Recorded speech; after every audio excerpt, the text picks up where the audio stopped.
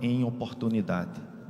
Oportunidade de poder inovar, oportunidade de poder crescer e oportunidade, principalmente, de nós podermos criar um futuro melhor e mais sustentável. E é isso que nós estamos fazendo aqui hoje. Ao longo desses 2 dias, nós vamos discutir como nós podemos mudar esse futuro. Nós vamos, juntos, procurar tornar o futuro melhor. E é isso que a gente está fazendo aqui hoje, em companhia de autoridades e especialistas, para nós podermos dar a nossa contribuição para a humanidade. Muito obrigado, desejo a vocês um excelente evento e vamos aproveitar esse momento que é único para a nossa região Nordeste do Brasil.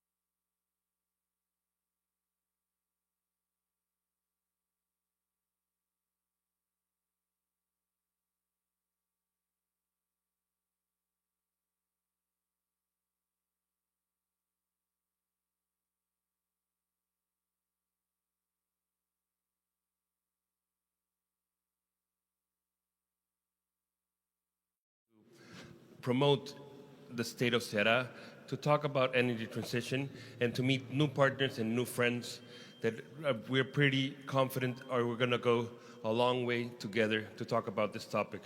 I want to just thank briefly some of the people here for being here. I want to acknowledge their presence here and all their help for helping us put together this event.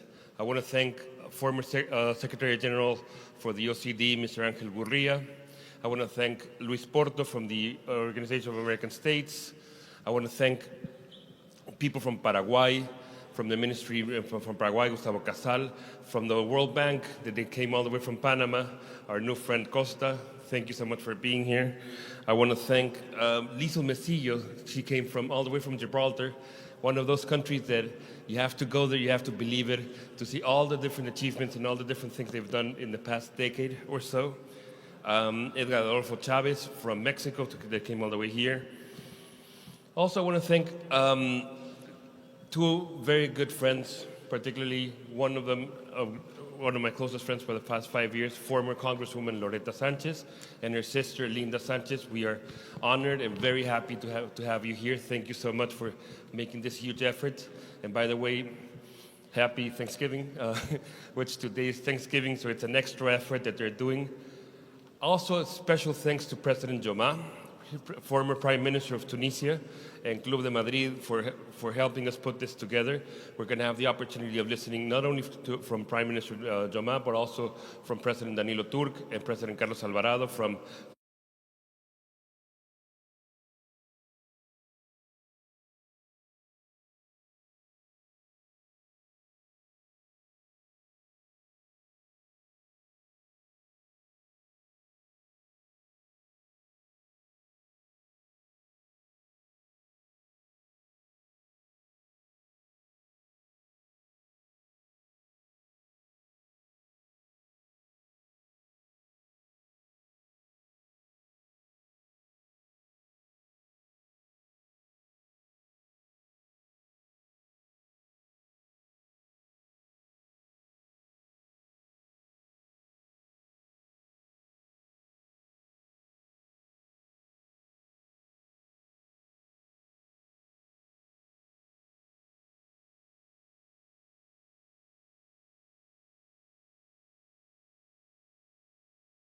Ahora só sé falar portugués, portuñol.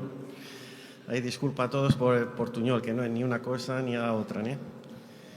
Que tenga aquela parte de saludar a todo el mundo, mas es verdaderamente necesario. Yo gostaria de agradecer al señor embaixador de Portugal, Luis Faro, que está con a gente, a Vilma, secretaria de Medio Ambiente, a Roxane Medeiros, nuestra fantástica secretaria de Asuntos Internacionales, o a Irvana Albuquerque, secretaria, tanta gente, voy a esquecer un montón de ellos, ¿no? Y ainda que tengo aquí anotado, tenemos a Óscar Redondo, tenemos a Bruno Ramos, Carlos Prado, tenemos a Alfonso Suárez, tenemos mucha gente.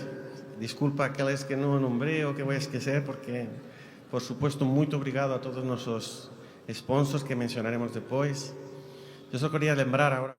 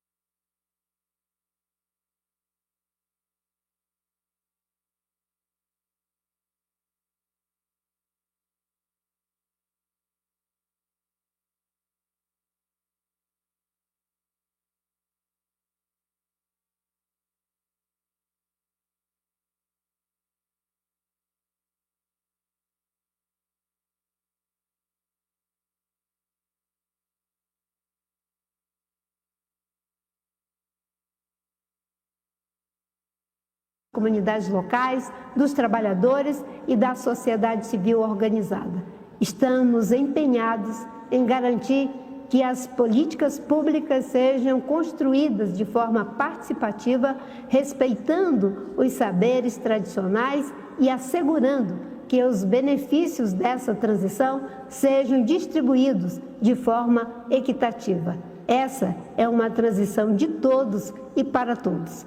Reconhecemos que a expansão energética sustentável não pode avançar sem a devida proteção às comunidades mais impactadas. Nossos esforços incluem fortalecer redes de proteção social e assegurar que os povos indígenas e as comunidades tradicionais tenham seus direitos garantidos. Essas comunidades desempenham um papel crucial na preservação dos ecossistemas essenciais para a sustentabilidade do planeta. Florestas, rios e outros recursos naturais protegidos por esses povos ao longo de séculos são hoje pilares fundamentais para viabilizar uma transição energética alinhada com a preservação ambiental e a mitigação das mudanças climáticas. O Brasil reafirma seu compromisso com parceiros globais que promovam a mitigação dos impactos socioambientais e fomentem inovações tecnológicas inclusivas. A transição energética é um esforço que exige solidariedade internacional, especialmente no financiamento e transferência de tecnologias limpas para países em desenvolvimento. Juntos podemos construir um futuro mais justo e sustentável para todos os povos. Espero que esse encontro seja uma plataforma para reflexões profundas e compromissos ousados. A transição energética não é apenas um desafio de natureza técnica, é sobretudo um desafio ético, de colocar a nossa técnica a serviço do desenvolvimento sustentável, com respeito ao modo de vida das comunidades locais, criando para elas também igualdade de oportunidade.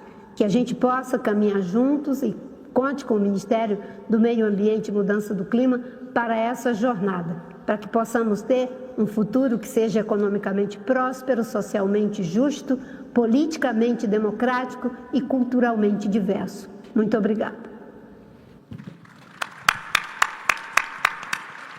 Well, thank you so much. And before introducing Secretary Josiane Medeiros, it's only fitting that she does this introduction, as today we have almost 32 different nationalities here in Ceará, 32 different countries. We're represented not only by the Consular Society, but ministers from Paraguay, from Brazil, from Argentina, Chile, they're all here. We have all of the international organizations here. The Inter-American Development Bank, thank you so much for Mr. Echeverria for being here. World Bank with Mr. Costa, the OAS with Luis Porto, and also we have from CAF, Fernando Beranger, also here present. So thank you so much. And thank you, just for everyone to know, you all need to have headsets. So for all the translations, I see some people don't, but if you do, after this talk, get them. And I give the word to Josiane Medeiros. Thank you so much. Obrigada, Jorges. Eu queria iniciar, falando aqui, me deram a dura tarefa de substituir o governador do Estado, e a experiência que ele tem em palco, em oratória, traz uma responsabilidade enorme para mim. Mas, de qualquer maneira, antes de falar em nome dele, eu queria parabenizar vocês pelo esforço, Rômulo também, de trazer esse evento acontecer aqui no Ceará. É um evento, nós temos trabalhado, o Jorge já mencionou o encontro com a Irvana, e a ideia de trazer para cá, a Irvana sempre defende turismo e transição energética. Desde o começo ela falava sempre sobre isso. E também queria saudar minha colega Vilma Freire, companheira de governo, sempre apoiadora. Acho que é importante mencionar essa parceria no momento que nós estamos trabalhando tanto por transição, não só a transição energética, mas também de comportamentos, principalmente em relação à equidade de gênero. Eu acho que o nosso governador governador, quando formou o seu secretariado e propôs 50% de mulheres nesse secretariado. Eu acho que foi o pioneiro no Brasil. Ele, de uma certa forma, inovou em relação a isso. E essas parcerias com essas mulheres no secretariado têm ajudado muito o avanço do governador Elmano. Acho também importante mencionar e agradecer aqui a Federação das Indústrias também, que tem sido um parceiro nos temas empresariais, principalmente industriais, aqui representado pelo amigo Carlos Prado. E queria mencionar também a minha valorosa equipe, Ludmila e Alberto. Acho importante mencionar o engajamento deles, porque é uma equipe pequena, mas que não nega fogo em nenhum minuto. Seja 5 horas da manhã, seja 11 horas da noite, mas está sempre junto. Obrigada a vocês. Mas, então, agora vamos à fala em nome do governador. Senhoras e senhores, é uma honra para o Estado do Ceará sediar a Cúpula Mundial sobre a Transição Energética. Esse evento, que foi organizado pelo Instituto Global para o Futuro do Turismo, Instituto Winds for Future e o Advanced Leadership Foundation, em colaboração com o Governo do Estado do Ceará, sem dúvida é um evento mais significativo sobre a temática no Brasil, no ano de 2024, para a discussão de um assunto preocupante e com alcance mundial.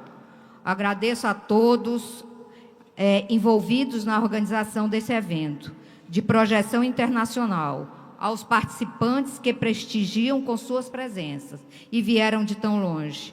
Esse encontro reflete o reconhecimento do papel central que a região Nordeste do Brasil, com destaque o Ceará, exerce no cenário global de energias renováveis e de inovação sustentável. Esse momento é oportuno para discutirmos os desafios impostos pelas mudanças climáticas e as vastas oportunidades associadas a esse segmento. O Ceará tem sido pioneiro na transição energética. Acho que aqui também devo mencionar o doutor Jurandir, acho que ele aqui também deve estar presente, que também foi um grande estimulador do início de tudo que a gente está vivendo hoje. Teve um começo e já tem bastante tempo, e eu acho que é sempre bom lembrar as pessoas que participaram do começo, porque às vezes a gente encontra as obras já em andamento e tudo torna mais fácil. Parabéns, doutor Jurandir, principalmente sempre pela parceria e disponibilidade em relação ao Governo do Estado. Bom, como eu estava dizendo, o Ceará tem sido pioneiro na transição energética, atuando como um verdadeiro polo de inovação e desenvolvimento sustentável. Nos últimos anos, nos consolidamos nossa posição como referência nacional e internacional na geração de energia limpa, especialmente das fontes eólicas e solar. Nosso abundante potencial natural, com vários recursos de vento e sol, tem sido maximizado por meio da tecnologia de ponta e investimentos estratégicos, fazendo o Ceará um celeiro atrativo para a produção de hidrogênio de baixa emissão de carbono. Uma das iniciativas mais significativas dessa jornada foi a aprovação do marco legal que regulamenta a produção de hidrogênio verde no país, onde o Ceará teve forte participação. Aqui eu abro aspas, porque acompanhei o esforço do nosso governador, a articulação das empresas, das entidades representativas das empresas, do setor privado e a capacidade de articulação do governador não mediu esforço. Eu acho que isso é importante que se diga, que muito do que aconteceu tem o envolvimento direto dele, que precisava ir a Brasília, ele ia incansavelmente para fazer que isso acontecesse no Ceará. Como fato que reforça a nossa participação em 2023, a primeira molécula de hidrogênio verde, se não foi a primeira, foi uma das primeiras moléculas de hidrogênio verde, foi produzida aqui, no Complexo Industrial e Portuário do Pecém, pela empresa EDP. O CIP, com a Zona de Processamento de Exportação e Infraestrutura de Excelência, tem se consolidado como um hub estratégico para o desenvolvimento de projetos de hidrogênio verde. Empresas que se instalarem no complexo contratarão com licença prévia, já contarão com licença prévia, reduzindo o passe inicial das licenças ambientais e otimizando o tempo para implantação de suas operações. Vilma, aqui também, você como secretária de Meio Ambiente, parabenizar também a atuação da SEMASSE, que tem sido também muito parceira e muito rápida em tentar agilizar os processos de licenciamento. Parabéns, amiga. Além disso, o reconhecimento internacional da ZPE Ceará, esse ano, pelo jornal Financial Times, como sendo uma das 10 melhores zonas de livre comércio do mundo, e uma ZPE altamente recomendada pela sua sustentabilidade, devido à estratégia na eficiência energética, processos de reciclagem e no projeto de utilização de água de reuso, reforça que estamos no caminho certo. No mês passado, tive a honra de assinar, eu não, o governador, né, claro, ao lado do vice-presidente da República, Geraldo Alckmin, a resolução que aprova a primeira fase do projeto industrial para a produção de hidrogênio verde de uma empresa que se instalar na ZPE. O projeto, com um investimento previsto de 5 bilhões de dólares, reafirma nossa vocação como um dos líderes de transição energética global. Nosso compromisso com a transição energética está alinhado nas políticas e ao interesse do governo federal, conforme disse nossa ministra Marina, acabou de falar. Até 2029, o Ceará contará com novas linhas de transmissão, permitindo a integração das usinas de energia eólica e solar ao Sistema Interligado Nacional, viabilizando definitivamente a expansão do hub de hidrogênio verde no Ceará.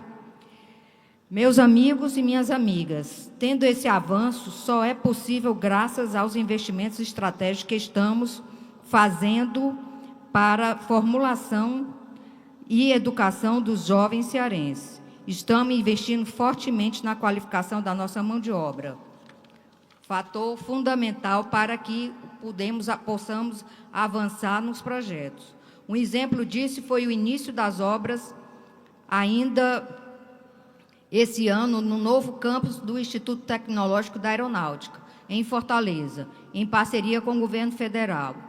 Com os cursos de Engenharia de Energia e Engenharia de Sistemas, estamos preparando as futuras gerações para enfrentar os desafios de um novo mundo cada vez mais voltado para a sustentabilidade. Nossas universidades desempenham um papel fundamental para atingirmos nossos objetivos. Como exemplo, são os laboratórios associados de inovação e sustentabilidade da Universidade Estadual, que oferecem infraestrutura de ponta para o estudo, pesquisa e inovação em energias renováveis. Essa rede está aberta à colaboração de empresas, investidores e cientistas que queiram desenvolver e expandir o conhecimento em tecnologias sustentáveis. Não podemos deixar de destacar o projeto ArrayTech, HTech, projeto desenvolvido pela Secretaria de Ciência, Tecnologia e Educação Superior, FUNCAP e SENTEC, que formará e qualificará mais de 11 mil técnicos em energias renováveis para o ano de 2026. Por fim, destaco a Rede de Pesquisa e Inovação em Energias Renováveis do Ceará, lançada no início desse ano, uma iniciativa pioneira no estado do Ceará, voltada à realização de pesquisas básicas e aplicadas, forma colaborativa e multidisciplinar para a transferência de tecnologia voltada ao setor de energias renováveis. A rede, composta por mais de 100 pesquisadores, ligado a 26 unidades de pesquisas e 14 diferentes instituições, impulsiona soluções em energias renováveis, transportes e combustíveis sintéticos, aplicações industriais e hidrogênio verde. Esses são apenas alguns exemplos que destaco e que colocam o Ceará na vanguarda da transição energética do Brasil. Senhoras e senhores, a realidade é que a transição energética não é mais uma opção, é uma necessidade. E aqui no Ceará estamos prontos para enfrentar esse desafio com responsabilidade e inovação. Nosso compromisso com o futuro é claro. Buscamos desenvolvimento sustentável que traga prosperidade para a população e que posicione o Estado do Ceará como referência mundial em energia limpa. Agradeço a todos que estão aqui, que nos honram com suas presenças e dispostos a discutir, não só discutir, mas também agir. Juntos podemos transformar o mundo em um lugar mais sustentável, inclusivo, justo e inovador. Desejo um excelente evento e que possamos continuar trilhando o longo caminho que estamos iniciando para a transição energética mundial. Muito obrigada. Em nome do governador, eu estou particularmente feliz de estar aqui. Até me lembra uma musiquinha aqui do Roberto Carlos. Quando eu estou aqui, vendo esse momento lindo e sabendo que nós vamos realmente transformar, vamos participar ativamente da transição energética, o Estado do Ceará, porque temos as parcerias estratégicas. O mais importante de tudo isso que o governador mencionou aqui de suas realizações são as parcerias estratégicas que o Ceará tem construído, porque, afinal de contas, é um momento assim, de muito risco, há necessidade de muito investimento, mas assim, o que é fundamental é que a gente possa estabelecer esses laços, viu, Jorge? Você é um entusiasta, Rômel, do Ceará, que tem apoiado muito, investido muito e acreditado muito no Ceará. Então, eu agradeço a todos que estão aqui, pela confiança em nome do governador, e vamos juntos fazer essa transição e ajudar a transformação da economia do Ceará. Muito obrigada.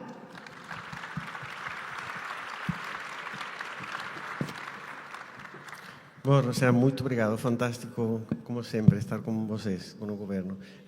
Para fechar, eu gostaria de lembrar a todos que um evento como este se faz a quatro mãos. Não somos nós, nem é muita gente que intervém. Eu gostaria de prestigiar e andar a subir aqui no palco para fazer uma foto com todos aqueles que realmente temos no coração de todo este trabalho. Se, por favor, se pudiera ser Ivana e Vilma, se pueden subir con la gente, por favor. Secretaria de Turismo y Secretaria de Ambiente. Encuentro social.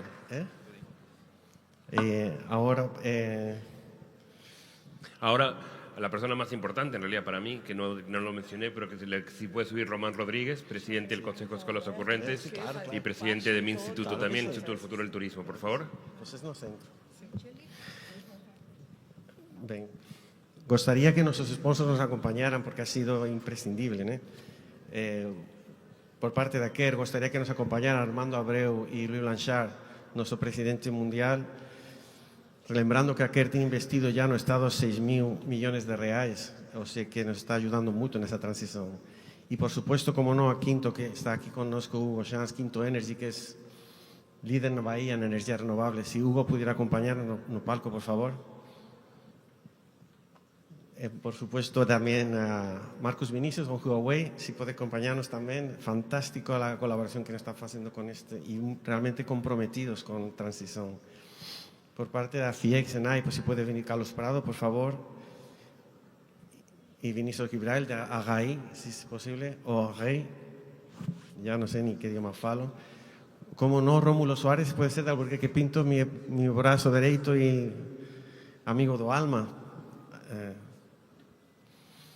Si puede ser aquellos que me acompañaron en Nueva York, que, pues, Sergio Gabriel y Yurandir Picanso, por favor, gustaría mucho que se acompañara aquí. Si estuviera aquí igual, y también sería fantástico de FIEC, no sé si él está aquí. ¿Vale? Y estaré olvidando, es que siendo mucha gente, disculpa de corazón. Mas Luis Faro, si puede subir con la gente también, por favor. Luis, por favor. Também se pode subir a secretária de Indústria, Brígida Liolia, por favor. Miola, desculpa. Brígida, desculpa.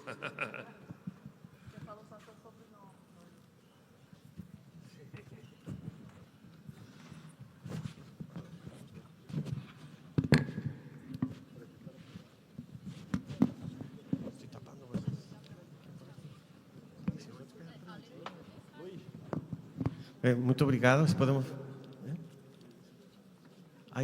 Ludmila, por favor, pode nos acompanhar? Que você ha hecho mais horas por esse evento que ninguém. Ludmila, por favor, da Secretaria de Assuntos Internacionais.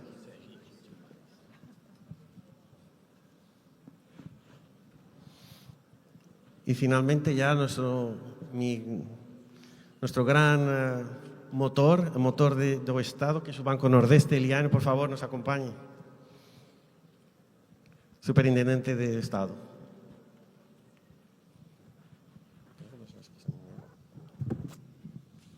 Muito obrigado, vamos a registrar una foto y muchas gracias. Ay, esqueci mais um. Janus, por favor, presidente de la Sociedad Consular. Si vos está aquí, por favor, rogaría mucho que nos acompañara.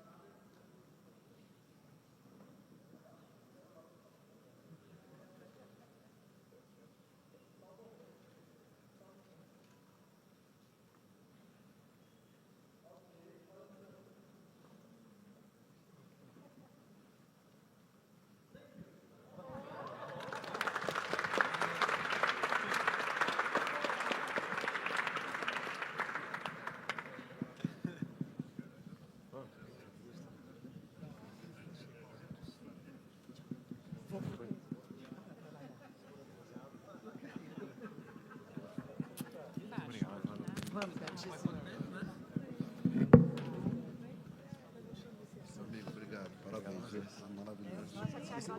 Não, que momento. Gracias, George. ¿Me quedo yo en el escenario? Sí, te quedas tú y pasas todo.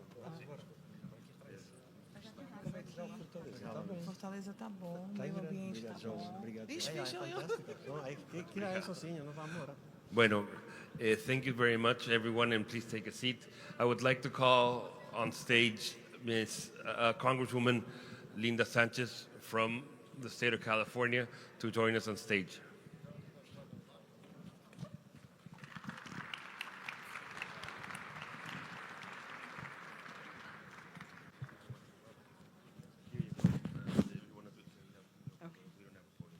Okay, that's okay. They let it the speech on Yes. thing, but I don't know if they have somebody who can Yeah. run it. Yes.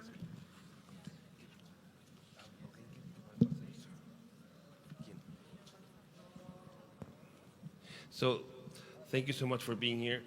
Congresswoman Sanchez, she will give us a keynote speech about the global future of energy, the challenges and opportunities in the U.S., what has the U.S. done in the past 4 years and in the past for energy transition, and what are the key challenges in the future with the new administration upcoming. So thank you so much for joining us. She will give a brief conversation, a brief presentation, and then we're going to have a conversation. Welcome, Congresswoman. Thank you so much. Good morning, everybody. I am Congresswoman Linda Sanchez, and I represent a portion of Southern California, Los Angeles, California, in the United States Congress. It's a privilege to be with you here this morning to discuss crucial issues of U.S. energy policy and its impact on Latin America's economic future. As we all know,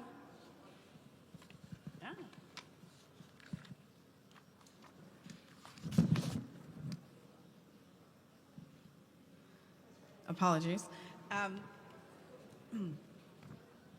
As we all know, energy is the lifeblood of any economy. And with a new U.S. administration coming in and single-party control of Congress, we do anticipate a significant shift in the energy landscape and trade dynamics between the United States and Latin America. Before we begin, it's important to acknowledge that climate change is not just an environmental issue, it also poses a significant economic and security threat to every country. The longer that we delay taking meaningful action, the greater the burdens on future generations. Latin America, particularly here in Brazil, which is home to critical natural resources, rainforests, freshwater reserves, and biodiversity, will face some of the most severe consequences of global warming. While the first Trump administration focused on energy production and deregulation, the Biden administration pushed for greater investments in clean energy and climate action. That shift presented a unique opportunity for collaboration between the United States and Latin American countries, accelerating the clean energy transition. Under President Biden's leadership, the United States made record investments in clean energy, both in terms of generation and infrastructure. Two key pieces of legislation, the Bipartisan Infrastructure Law and the Inflation Reduction Act, have already committed billions of dollars to transform the U.S. energy grid and promote clean energy technologies. These landmark laws represent a game-changing moment for the future of energy and the opportunities for Latin America to partner with the U.S. on this ambitious agenda are immense. Under these two laws, the U.S. has committed more than $500 billion to green technologies like solar, wind, electric vehicles, and infrastructure, including battery storage, for both production and for the end consumer. This has created opportunities.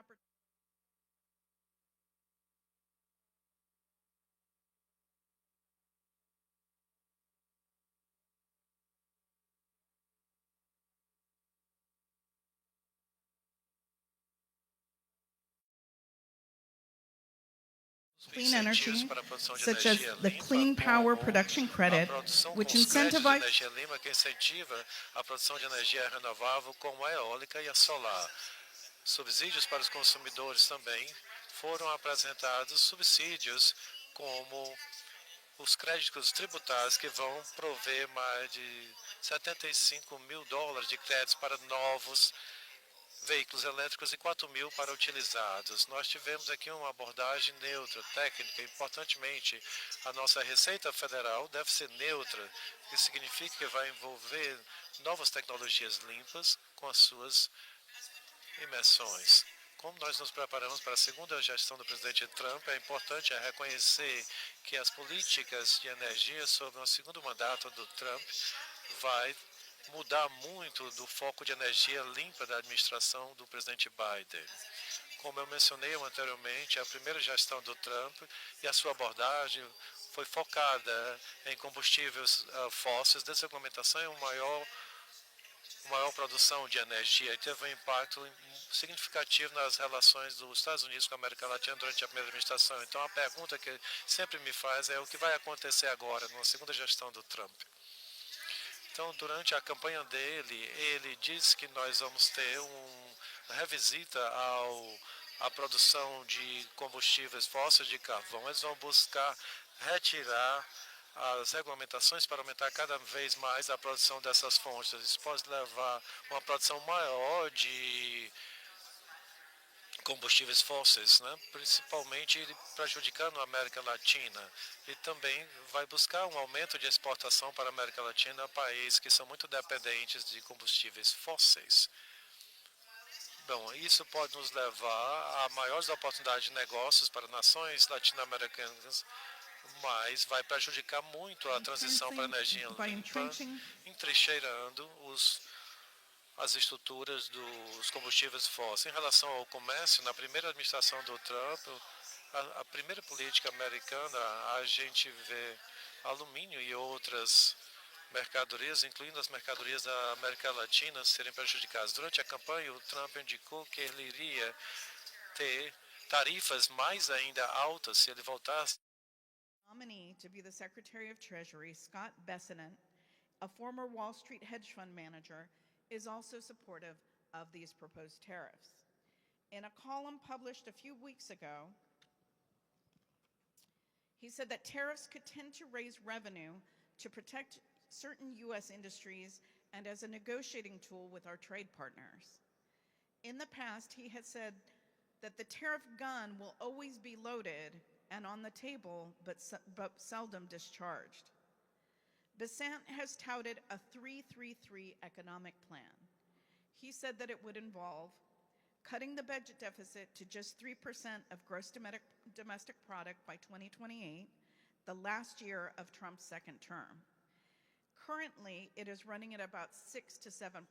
So we were talking about cutting the budget deficit in half.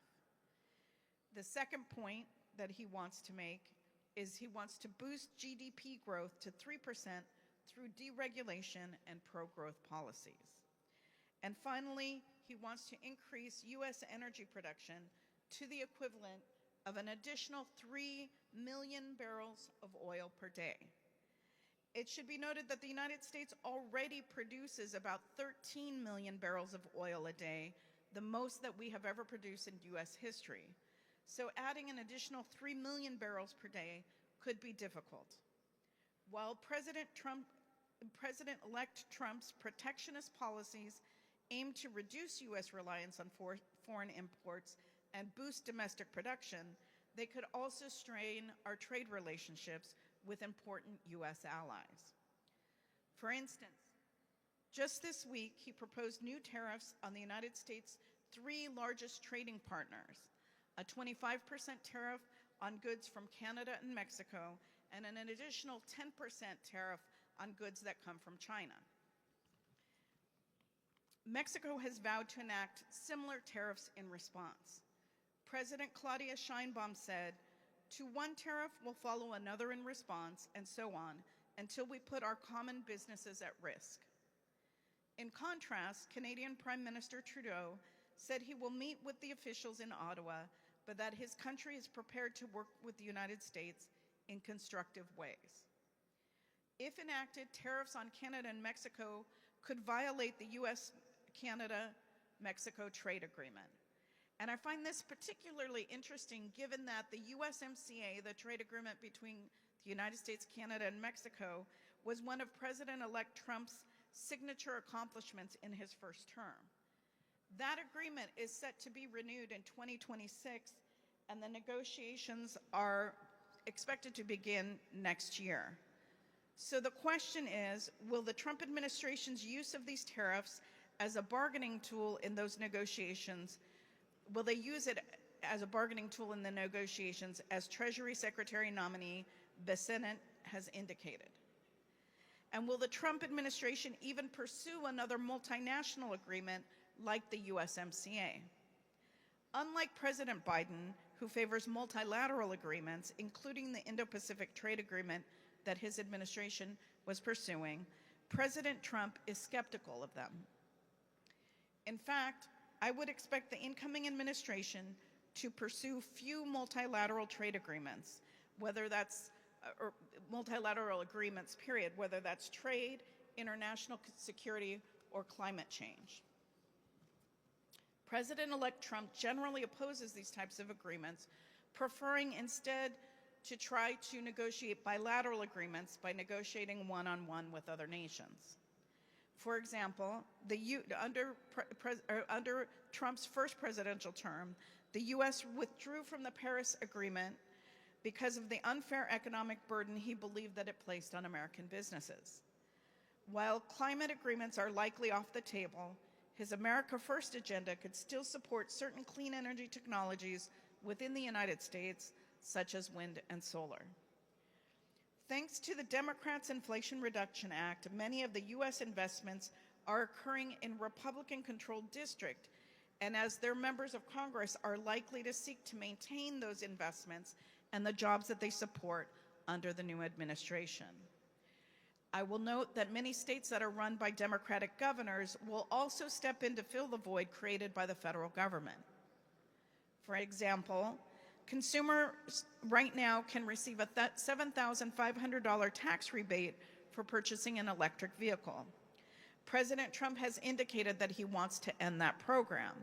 However, California's Governor Newsom said this week that he will push for the state to enact the incentive instead if it is taken away at the federal level.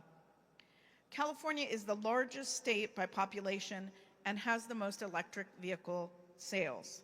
So it will be a meaningful step forward and toward encouraging more consumers to purchase an electric vehicle, not just as impactful as it would be at the federal level. Latin America's growing renewable energy resources paired with U.S. expertise in battery storage and smart grids could enhance both grid reliability and resilience across the nation. The shift to the clean energy economy presents enormous opportunities for job creation, particularly in solar, wind, electric vehicles, and battery storage sectors. Latin American nations can collaborate with U.S. companies to train workers, establish joint ventures, and create union jobs that are the key to the green transition. The U.S. has also made significant investments in electric vehicle infrastructure and their incentives. Latin American nations can take advantage of this by expanding electric vehicle infrastructure and securing access to U.S. energy technologies such as lithium, cobalt, smelt, and copper. With China currently controlling much of the mining and processing of these minerals, the U.S. may push for greater access to these resources. So that is one area of potential cooperation between the United States and Latin America. Additionally, the Biden administration prioritized clean hydrogen hubs, investing $7 billion in projects to accelerate clean hydrogen production. Even with the Trump administration push for more fossil fuels, there could still be opportunities for Latin American countries to engage with the U.S. in hydrogen production. There are also opportunities for collaboration on energy storage and smart grid technology.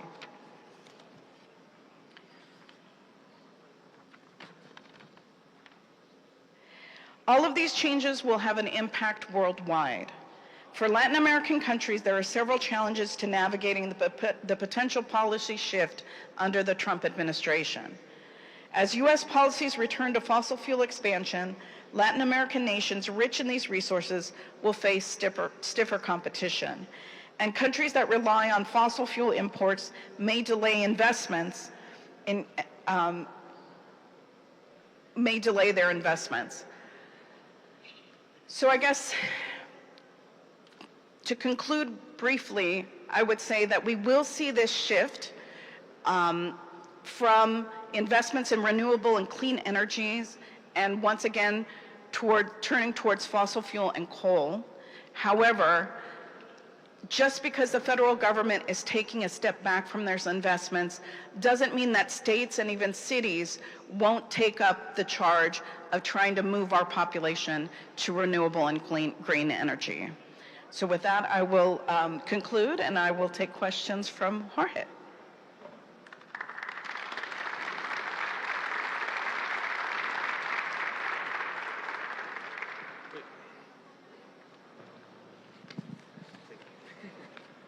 Thank you so much. Thank you so much. And I think you covered most of the topics that I think we discussed this morning. So my conversation is to go a little bit more in depth about what you just discussed. And for example, given all the regulations the drawbacks and regulations for President Trump, how do you, in the role of the U.S. government, how much do you think that the private sector could fill those gaps? Yeah, I think that's a really great question, because with government taking a step back from those investments, I think it is going to increasingly need to be the private sector that steps in to innovate and to create partnerships where we can begin moving the country towards clean and renewable energy. One of the things that probably a lot of people don't know, but you come from probably the most innovative, industrious state, not only in the U.S., but in the world. Yes, and we would be the 5th largest economy in the world if we were our own country. Your own country. And not only about the largest company, it's about innovation, it's about all the different things that happen in California, which are amazing. Which areas do you think are the most challenging to address the energy transition problem that we are having in the next few years or in the next few decades? So I would say affordability is still foremost in consumers' minds. Even with the tax credits for example, for the purchase of an electric vehicle. Because of the high cost of living in the state of California, for many families, even if they wanted to make those investments, it's difficult for them. So we are waiting to see if, as production increases, if the cost per vehicle drops, then I think that would be a further incentive to help middle-class families move towards renewable energy. So cost is still a factor in that transition. It always would be more helpful if the federal government were as invested in that transition as the state is. But like I said, even if the federal government steps back, California continues with their climate goals in terms of reducing emissions and making the transition. And I mean, not as a criticism, but more as a hindsight, do you think that there were missed opportunities during the past 4 years to secure more policies for energy transition, not only with the electric vehicles, but also energy efficiency, renewable sources of energy? Do you think that, IRA was the most ambitious project? The IRA Act was probably since the moon, since trying to go to the moon. I mean, it was $1 trillion or something. It was unbelievable. And many of that passed through your committee as well, that you had to enact that. Do you think that, do you think that you could have done more? Because I think you did amazing, especially not having the majority in the House. So that was pretty impressive.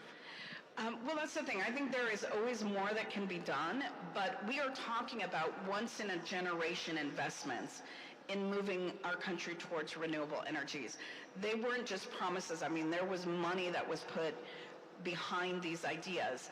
And I think if there was, any missed opportunity, it was probably to try to get the money out more quickly, so that people could begin their clean energy projects more quickly. There's always a delay time between when you enact a piece of legislation and when it's actually implemented. And I think if that time period had been shorter, we would have seen those investments hit the ground much, much sooner. Yeah, red tape as always. No, all the different ways. I understand. Just a couple more questions, if it's okay.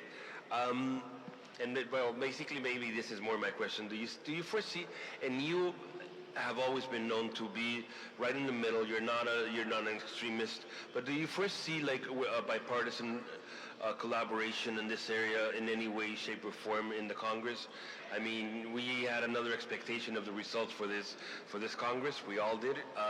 But now, which area do you see any areas of bipartisan collaboration? So it's very interesting because the most recent elections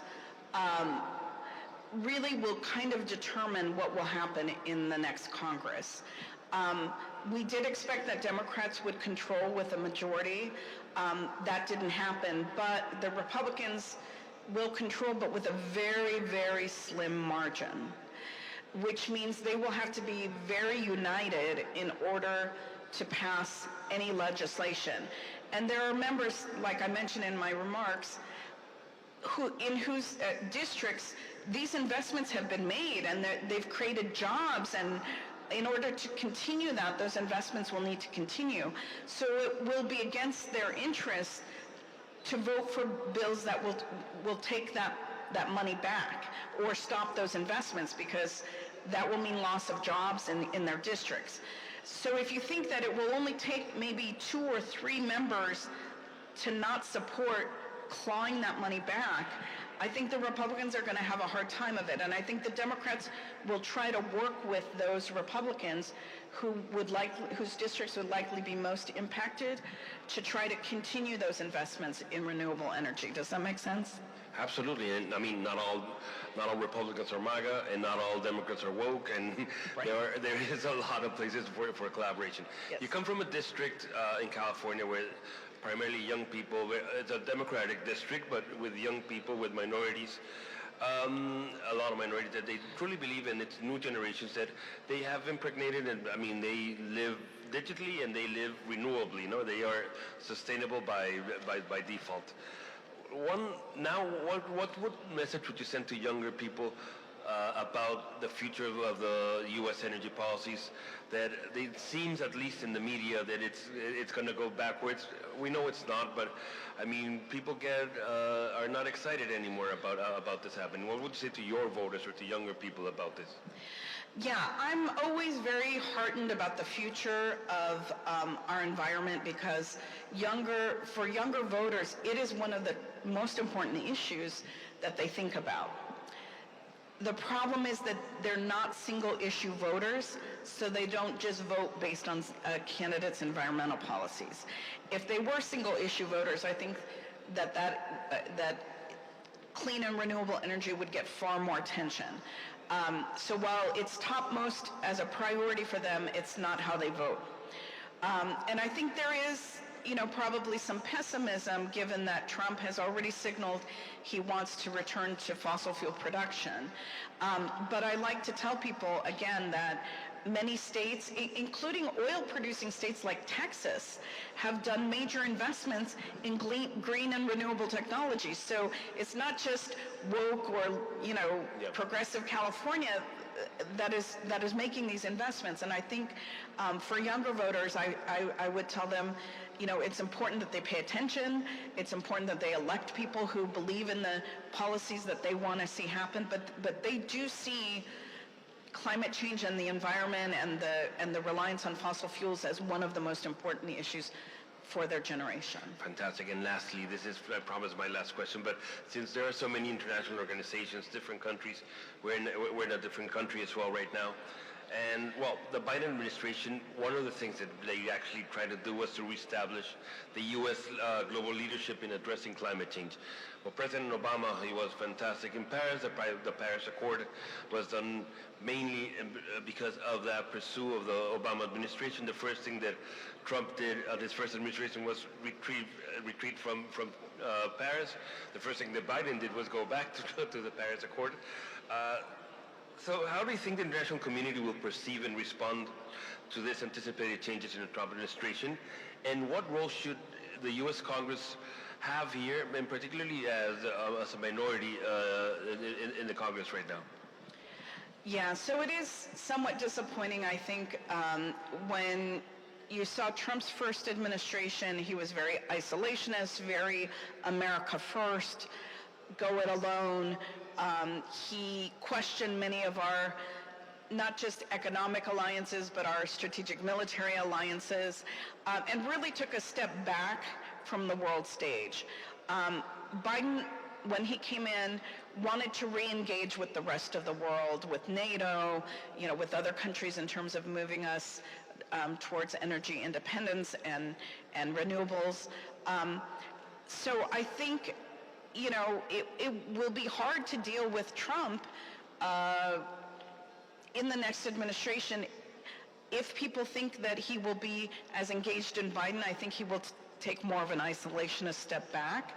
And I think the U.S. needs to lead on these issues, but Congress does have a role to play, and we can continue to make those connections with other countries, to do things, as I said, not so much on the federal level, but state or even cities. I mean, cities are transitioning to solar-powered buses, to, clean and renewable and green energies. So, as a member of Congress, I have been down in Latin America trying to make those connections so that if there is interest in collaboration, we can get folks like the governor of California to make those connections in other countries and see if we can, together come up with solutions that don't require the federal government's, involvement in those. So there is light at the end of the tunnel. There is always hope. There is always light at the end of the tunnel. Thank you so much, Linda. Thank you for your time. Of course.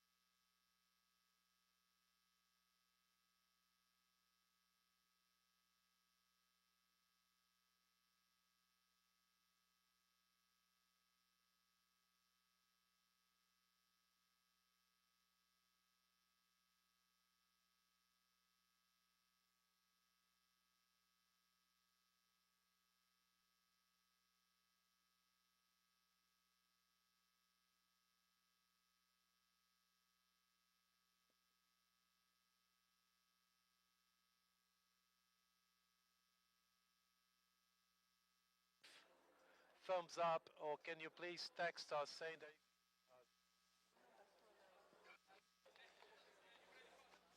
Can you please confirm you can hear us? Please wave.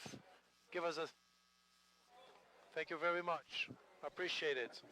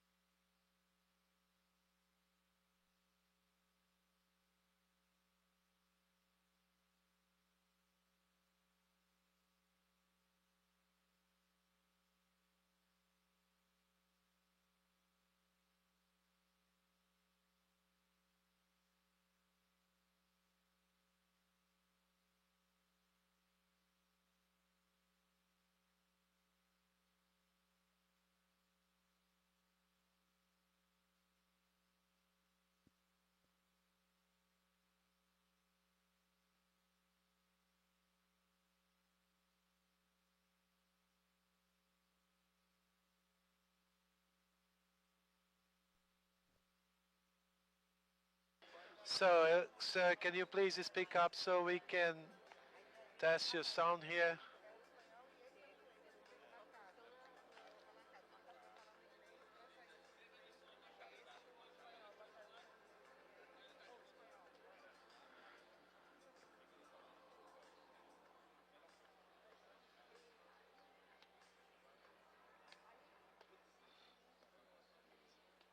Deu certo, irmão?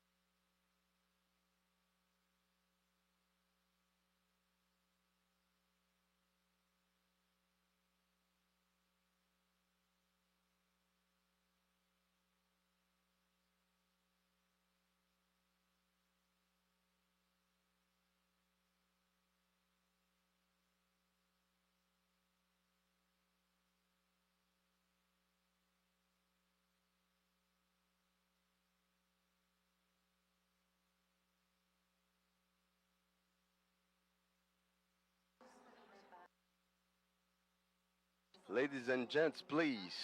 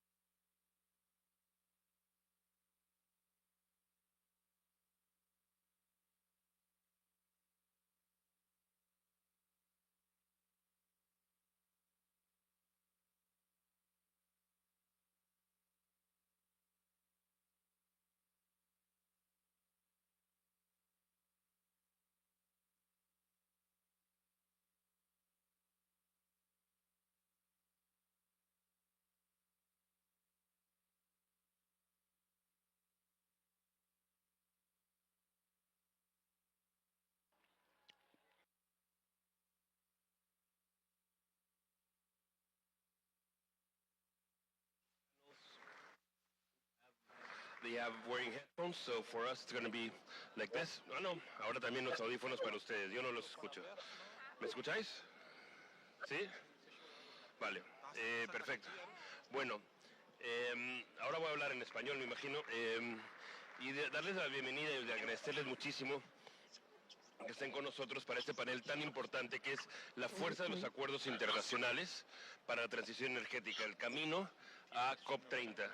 Que justamente COP30 el próximo año es aquí en Brasil y será una de las hitos. Next year, it will be one of the milestones, the most, after the event, Bienvenida a Sabia Gabasa, the most important of all. And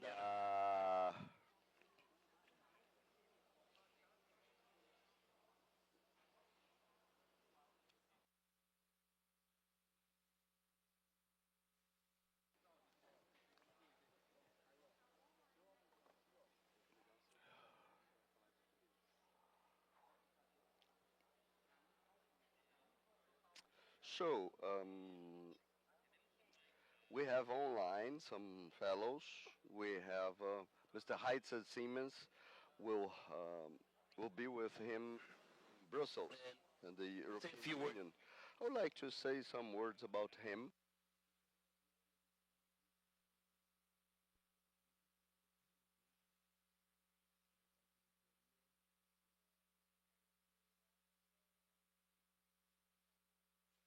Commission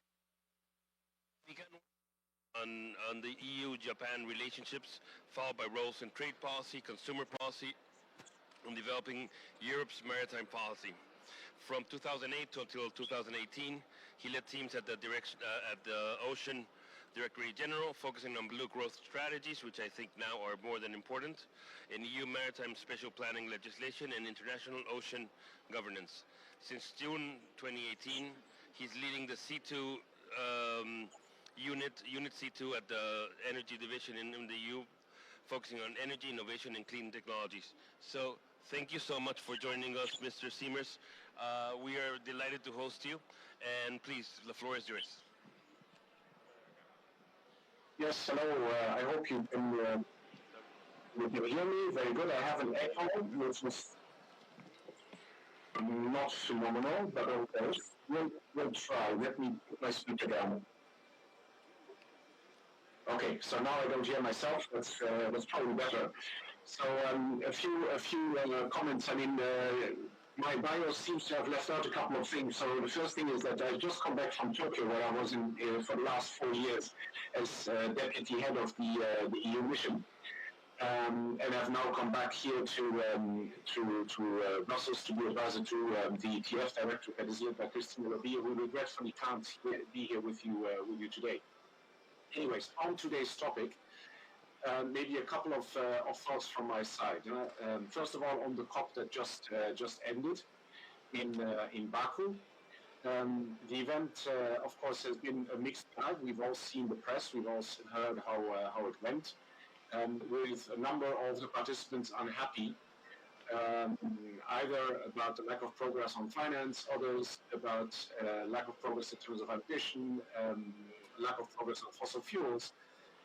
But, the other side of that medal is, of course, that when people talk about negotiations, the message is always, those negotiations where everybody walks away to some extent unhappy, those are probably the ones that have provided the most even-handed results. So from our end, we're quite happy that there is something now in terms of a goal on climate finance and the operationalization of carbon markets, and also the launch of the Global Energy Transition Forum, which was launched at the initiative of the Commission, where we made progress on carbon crediting mechanisms and on transparency. It's clear that the discussions in the COP are essential to finalize agreements on where to go next. And for COP30, which of course will now take place in Brazil, in Belém, we really need to build on the outcomes of COP29 and the things that we had launched in COP28 as well, including on NDCs, national determined contributions, and on the doubling of energy efficiency, tripling of renewables integration. But that progress cannot be made unless we also have supporting initiatives. And I cannot list all of those, But there's a couple that I want to mention. One, because in my previous function here in DG Energy, I was deeply involved in that. It's something called the Clean Energy Ministerial, which is very focused on technology and in particular on how to find and use the best technologies that are best adapted to the individual situation of the participating countries and industries. And the second one, I already mentioned it, is the Global Energy Transition Fund that we just launched, which really aims to set up a regular and top-level process so we can ensure that there's progress on this path towards tripling of renewables and the doubling of energy efficiency by the end of the decade, as we had agreed in COP28, and that includes, again, financing. And then, of course, there are some concerns for us as well.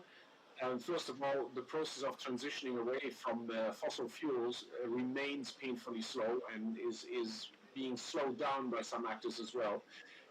And COP29 in that respect really failed to build on the ambitions that we set out in Dubai. So in any case, we are here, work continues. The COP meetings are always steps in an ongoing process, and all actors are actively preparing now the next steps in the various forums that are active year-round, whether it's the G20, the G7, the working meetings on the climate agenda that take place in the various UN forums, and the forum on transition that I mentioned a couple of times already. So what we really are looking for now for COP30 is mostly, of course, the delivery of the post-2030 nationally determined contributions, which we had mandated ahead of COP30. And the experience that we've had, particularly now in COP29, that we need to amplify the role of bilateral climate diplomacy and the use of forums like the G7 and in particular the G20 to bring pressure on major emitters to raise their ambition level. So what we've done as a EU is we've joined a group of other countries calling for ambitious NDCs aligned with really credible emissions reductions. Voila, and then, I wanted to address the question today, which is a bit broader, which is the importance of international agreements in the global energy transition. So I gave some concrete elements on where we stand, and what will be the subjects that will keep the Brazil COP presidency busy towards the COP here. But it's a big question, and it's a big question for a good number of reasons. First of all, we'll start by referring to this saying that there is a little bit of also an infamous saying, the end justifies the means. It's usually a negative concept, but it's a very important truth in this context here. It means that when the objective is big enough, we usually find the means to achieve it. And that's why international agreements and everything that goes with it are so important.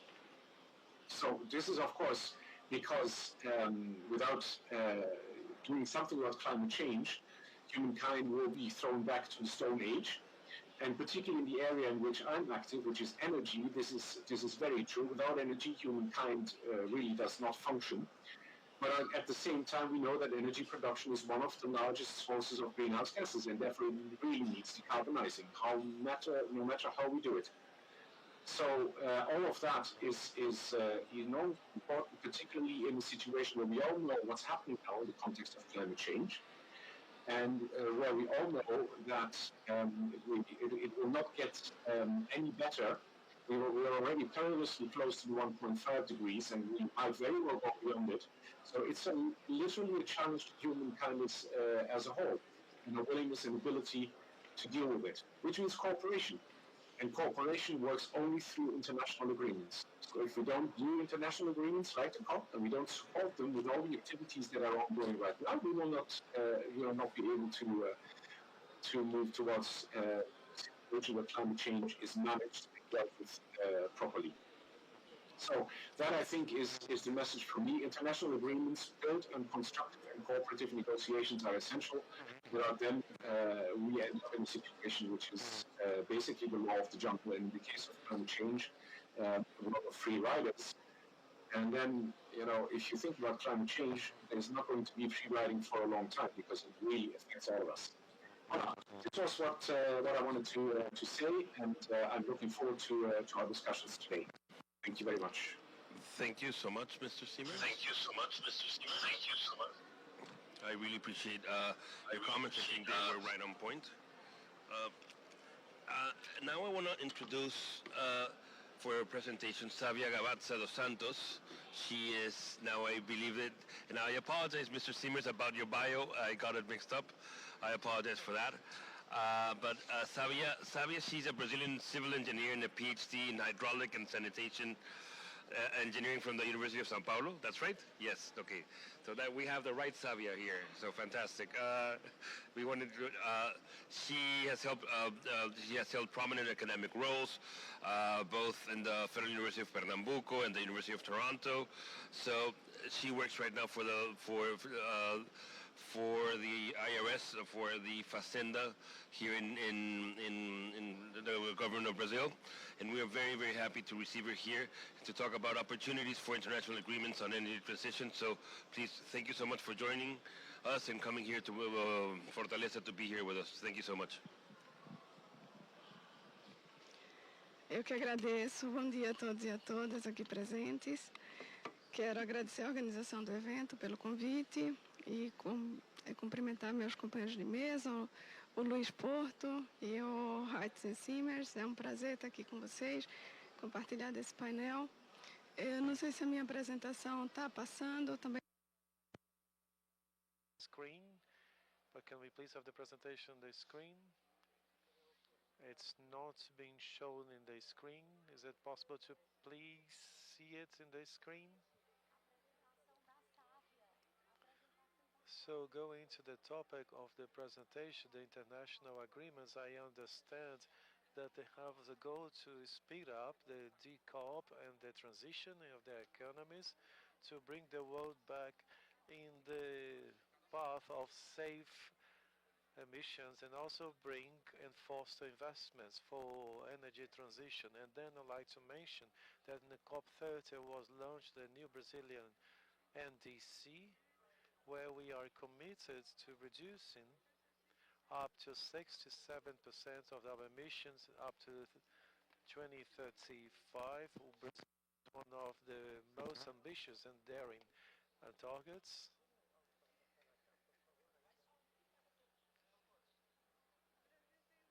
So our targets is one of the most ambitious one amongst the developing countries, and now it's tightened a little bit now in this review that we had in a very serious fashion run by the Brazilian government. Amongst the agreements, Heisens already mentioned some, but I'd like to speak about Global Clean Energy Alliance that was launched at COP29 in Banco, especially led by the Brazilian government, by the UK, and one of the main goals is to monitor the progress of the NDCs in the world. So it's an agreement that brings along a lot of countries, Germany, France, and many others, and has this role which is key for us to manage to follow up how the different countries progress. It's not only the commitment to be seen in 2035 or the net zero in 2050 for the Paris Agreement, but monitor in real time. So these agreements suggest doing this monitoring. So quickly, I just wanted to mention that the standards in Brazil is different than the rest of the world, and the challenge that's given to Brazil is a different one. We already have an electric grid that's very clean. Last year, 93% of our grids was clean, and this is extremely important to us in the target for 2050 for many developed countries. So Brazil has already reached this task with respect to electric energy. Our main challenges regarding deforestation combat, and Brazil has a lot of different plans towards it, but we are committed towards reducing and zeroing the illegal deforestation up to 2035 in this revision of the Brazilian NDC. We had a good progress last year. Recently it was launched, but I don't have a lot of time to go into the details here, but we are available to carry on talk. And so very quickly, I just wanted to mention the business environment that's being prepared for Brazil, led by Minister Haddad. Minister of Finance and also by the Brazilian Parliament, the Brazilian tax reform that's going to take Brazil from one of the countries that has one of the most complex tax systems in Brazil to one of the best in the world. We are now in the World Bank rank out of 190 banks. We are now positioned 186, given the complexity of paying taxes in this country. With the tax reform, we are moved from 186 position to perhaps the 6th position. So we're going to be coming up from the bottom of the list to the top of the list. We're going to be top 10, between the top 10s in the world with respect to the tax system that we're going to improve enormously the business environment in the country. Given the tax reform, I would like to reinforce here the commitment of the minister with fiscal responsibility. There was a interview today, and we reviewed the GDP today, and it was at this conference today. This media conference is to close at 3.5 GDP, and the unemployment is going to be one of the lowest ever. So by doing so, this is part of the environment and the setting so that the international agreements is no good to just capture resources should the land in the country be not ready to receive these investments and to impact the development that we need to see in the country. So Minister Haddad, our Minister of Finance, together with Rafael Dubé, who is his Deputy Secretary, put together what we call the Ecological Transformation Plan, which is a set of actions that will promote Brazilian development in a new economy base, that we take out this plan, which is an economic development plan based on a new relationship with the environment, with a green job generation and redistributing more equitably the income in the country. So we have three main goals as a plan. Number one is to improve competition, the competitiveness of Brazil, improve the capacity to add value in our Brazilian supply chains with environmental sustainability and generated social justice, all very important ones. Amongst the ecological transformation actions, I'd like to quickly mention, I know I'm running out of time, but please allow me to say that the approval last year of the carbon regular markets, which is a delivery of the country, it is a market that's going to work in a cap and trade system where we're going to establish the maximum limits.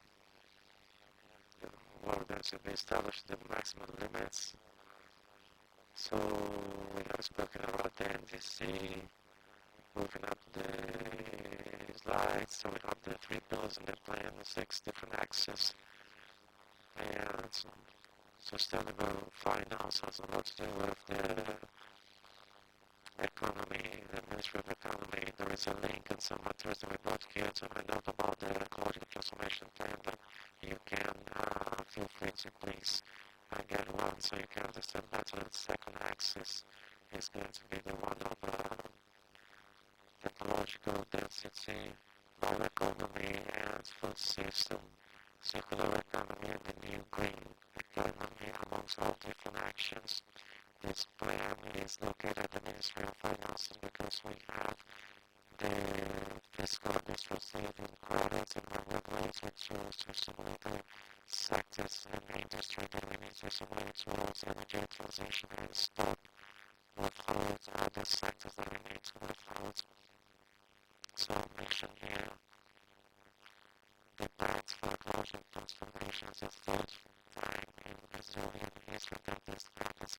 3 different branches of government unite, the parliament, the judiciary, and the executive unite and work together towards our common goals, which is ecological transformation. So they sign the Brazilian commitment towards the climate goals, and the 3 branches of government with this goals.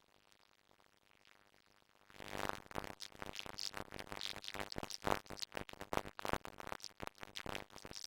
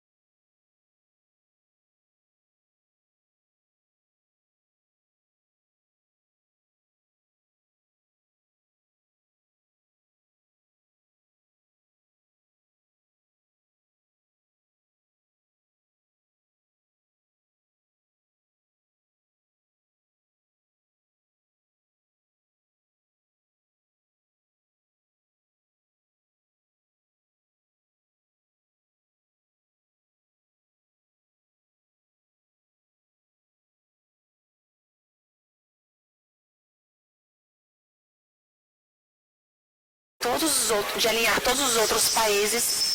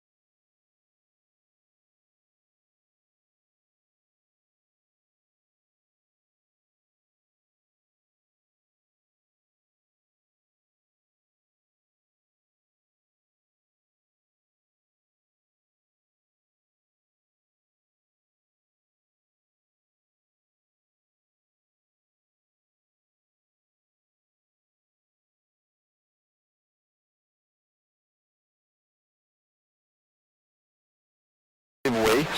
Now we may have 6 or 7 poles around the world, and it's important that Brazil, that is an influencer regionally, Brazil shall establish ambitious targets because it will help. No.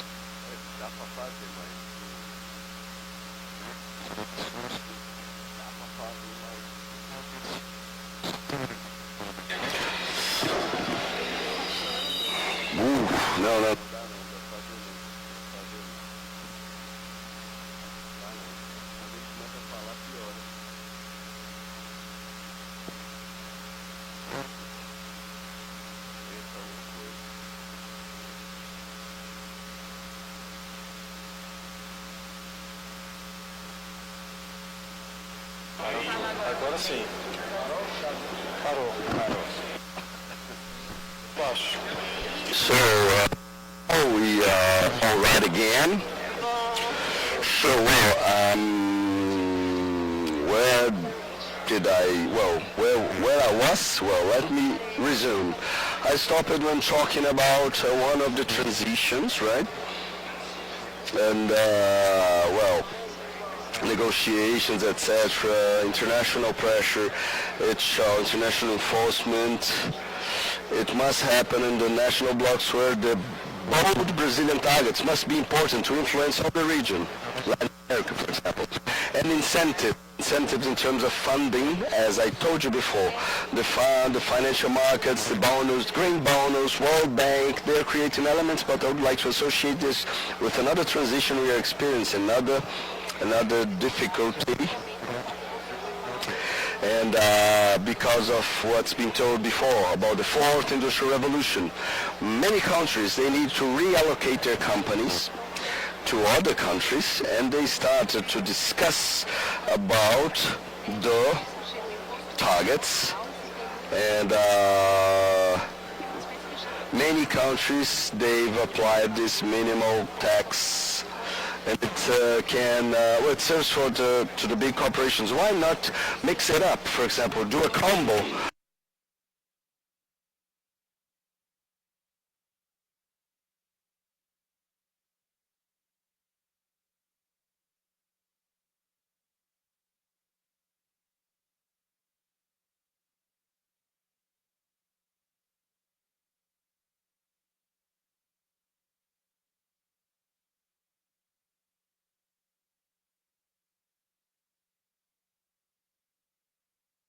think about free tax zone, but to small countries, but we have great emitters that they foster special zones for processing and exportation. So we should establish the minimum threshold and give some bonuses for incentive for achievements. And talking about the fiscal issue, well, it can be taken to the countries themselves. Those incentives, for example, it can be summoned according to indicators showing they are following up the criteria. Well, better scores, since they are reducing emissions as much, to reduce, give them more discounts, something related to money. But the moral pressure in what regards it, it's fundamental to have organizations advocating for the ideas. I don't know if we could be sitting here if some years ago we haven't organized Greenpeace, for example. So we need to seize those spaces, those opportunities for a behavioral change. It's a matter of social standards. So we have something called social attractive. People behave the way that, is when they find less resistance. As much as we have a focal point, a guideline that shows me the way, but yesterday I was talking to someone, and always when I go to work, I pass through loads of 4x4 traction cars with just one person, because that driver, they love to hear the engine working, right? So it's a matter of behavior, and we need to punish this, enforce this somehow. That's why the organizations are important to fight against or to foster energy transition. Greenpeace is doing that, some other organizations are doing that, but in a kind of summit like this, it's important to create new spaces for new organizations to raise. So I will finish. I'm out of time now. Thank you very much. Yes, those are incredible themes for absolutely, connecting with absolutely everything. And I'd like to talk to Mr. Simmers, and in which language I may talk to him, in English or Spanish. Well, I will talk in English. Considerando que o senhor Porto falou aqui, for example, the reporting of companies, of medium-sized companies and large companies, it's not enough to report only their non-commissions. They have a direct control over what they are doing and their impact on the environment. But also other mechanisms that I wonder if you can talk to us a little bit on, for example, what role does a technological innovation play to make European energy process? And it is clear that it might be developing this technological cooperation between the EU and developing countries being used to strengthen an accelerated energy transition or energy transition enforcement of the agreements. De América o de desarrollo, de cómo estos acuerdos internacionales pueden ser obligados, si esto tiene algún sentido para usted.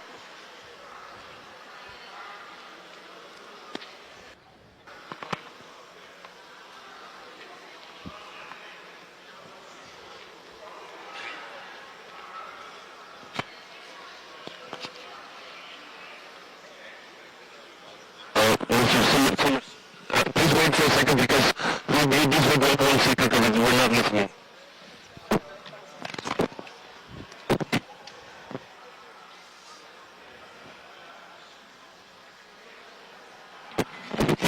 One second, please.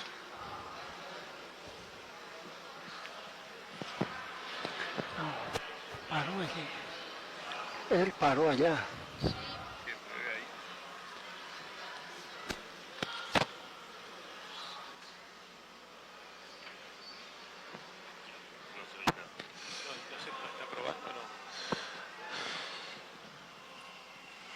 We're not listening right now to Mr. Simmers. So, can you try to talk?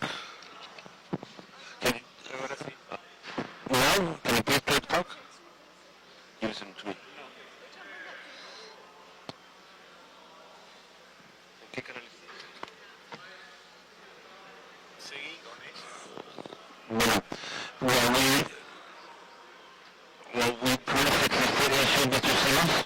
I'm going to talk to Xavier about something. So, for example, how can I want to ask you, Xavier, if it's okay, how can you see the effect of the climate finance and green bonds that you were talking about, foster greater private sector participation?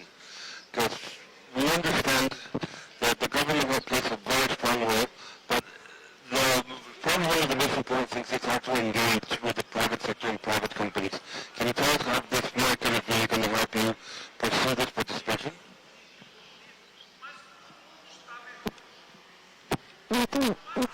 Importante essa questão, muito obrigada por ela. Nessa estratégia primeiro nacional, então vamos de volta. Não sei se a pergunta foi na direita, tá ok. Nessa estratégia, eu primeiro nacional aqui, rapidamente, né? As emissões de patentes soberanamente sustentáveis feitas pelo governo brasileiro e que esse recurso está alocado no Fundo Qair. O Fundo Qair vem historicamente aplicando aí 0,2 bilhões de reais nos últimos 10 anos e o Tesouro Nacional faz uma emissão de patentes soberanamente de 10 bilhões de reais no ano passado. Esse é mais 10 emission in Brazilian reais is a way to leverage the green bonds that we can mention. This is made available for BNDES, operated by BNDES, and this result is transferred through funds into the companies for investments in energy transition. All these issues related to ecological. It's a way of leverage. I'd like to mention TFFF for the fund facility that Brazil is here to do to protect the forests of all different countries.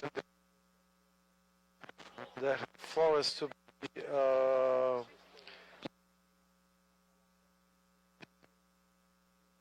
of the private sector so that we can keep the forests up, but also reforestation is connected con el mercado de carbón. So I believe that Estos dos puntos traigo que son formas de apalancar este trabajo. Gracias por la pregunta.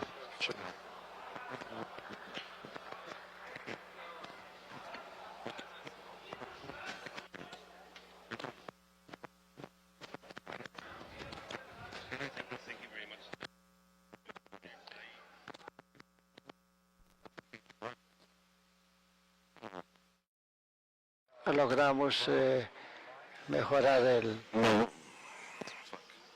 Dice que no. Anyways, so Luis, siguiendo contigo mientras tratamos de arreglar el problema porque creo que es absolutamente central y crucial para poder hablar de estas temáticas. Pero bueno, no sé si has hecho la propuesta de que se quede una parte, una tercera parte de este impuesto global. Para que eso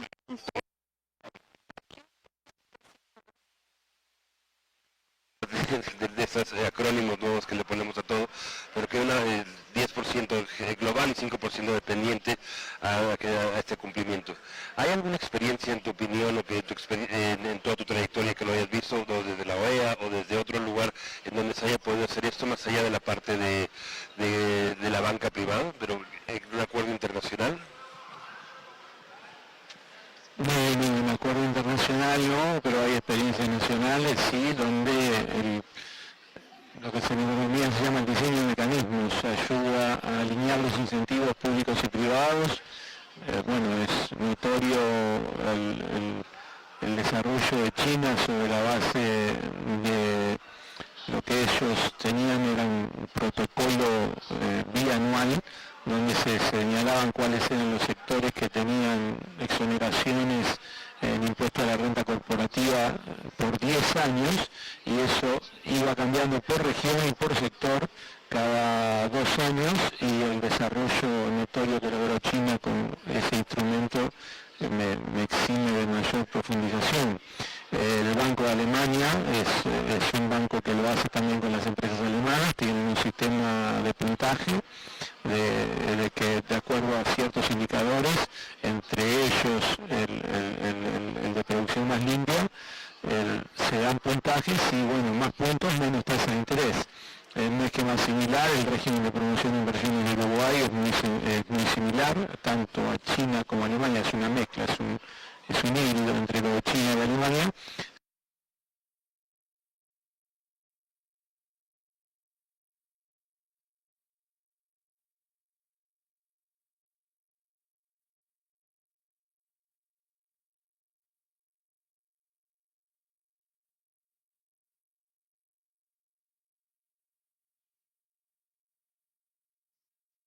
Los objetivos.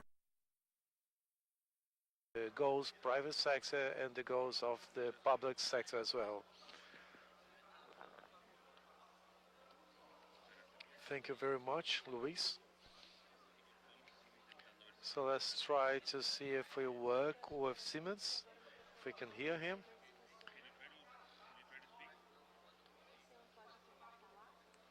Você pode falar agora?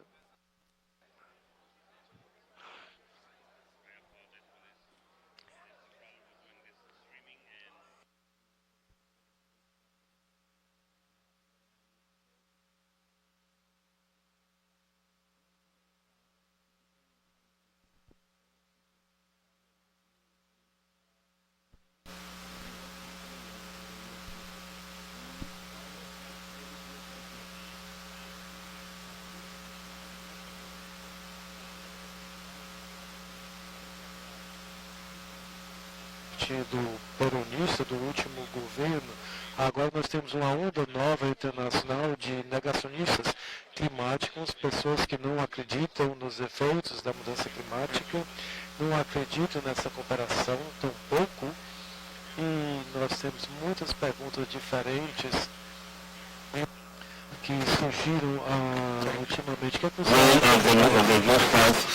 In the 1970s, we called them los grupos no alineados. That they had a very strong influence in other topics, not environment, but in other topics. Can we learn from those experiences to have a new leadership from the past, from these regions? I mean, to learn from the past on these new leaderships. Is this, or is it the European Union's role to lead now? What do you think? Perdón. ¿Se escucha ahí? ¿Sí? ¿Sí? ¿Se escucha?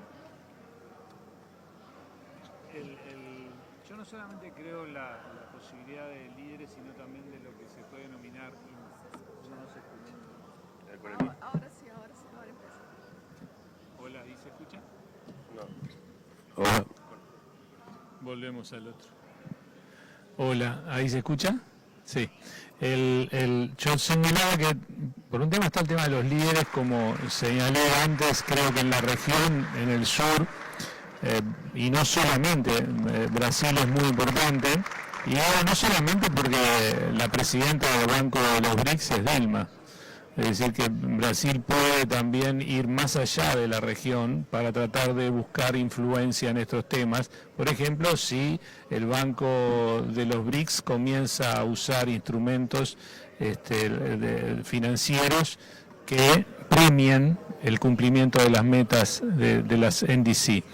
Pero además hay un tema de intervenciones de liderazgo, es decir, como señalaba hoy, que más allá que haya cambios de gobierno en algunos países que desacreditan de alguna forma los problemas que trae el cambio climático, por un lado la realidad es más fuerte, ¿no? Todos los años tenemos inundaciones, sequías y desastres naturales en todo el mundo, la realidad es más fuerte y eso lamentablemente juega a favor de los que impulsamos este tipo de transiciones.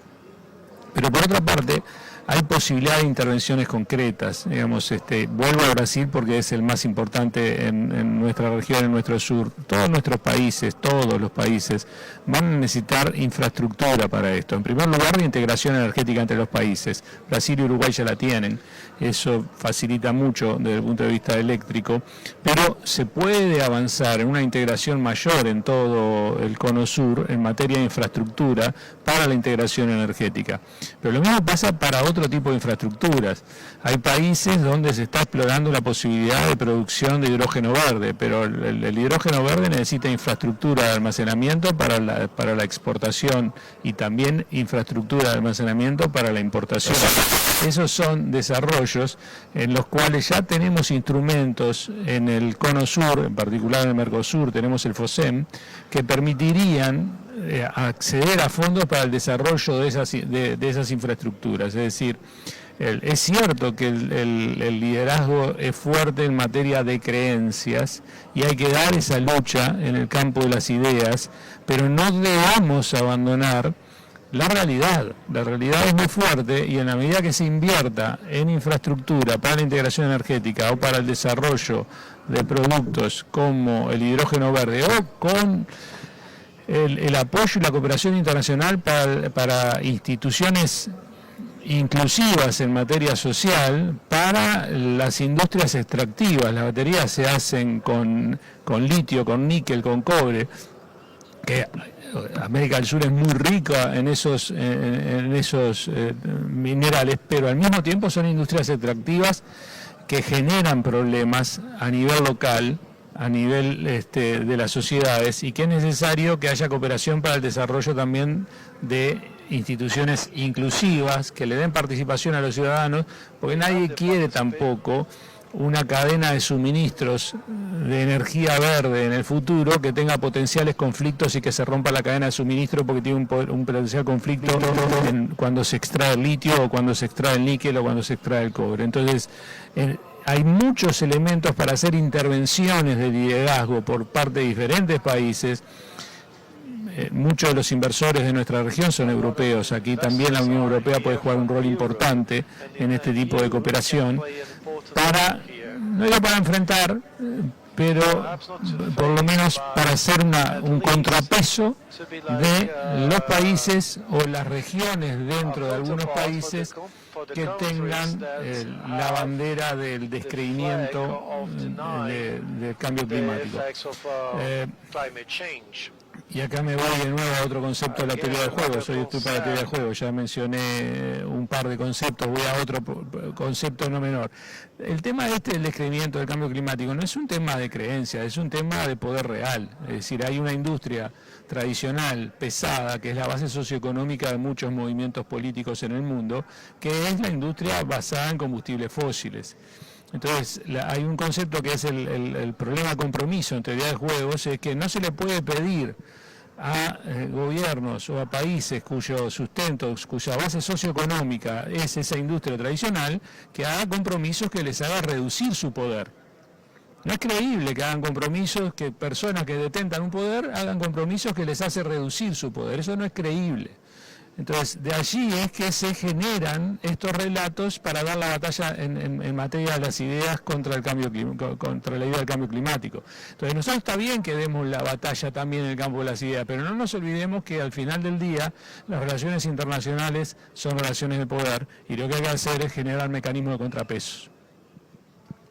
Okay, let's try to make a last effort. Hans, wait, Mr. Heitz, Simmons, can you try to talk, please? You can't listen. Can you talk? No me oye nadie, ¿no? Tampoco.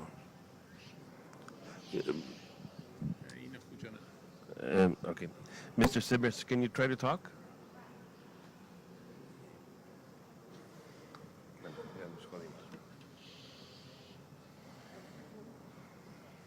Well, I apologize to Mr. Simmons, and particularly apologize to all of you and all of the people watching and streaming. We have this technical issue that unfortunately we haven't been able to resolve, and so sorry. It's very embarrassing. thank you for your patience, Mr. Simmers, and I really. But Savia, can you please continue with your answer? Oi, eu acho que a colaboração entre o Sul Global e o Norte Global ela é inevitável, né? O Norte Global tem um avanço tecnológico e um desenvolvimento que pode ser compartilhado com o Sul Global, muitas coisas podem ser desenvolvidas em parceria, enquanto que o Sul Global, né, alguns países já fizeram sua tarefa de limpar a sua matriz, né?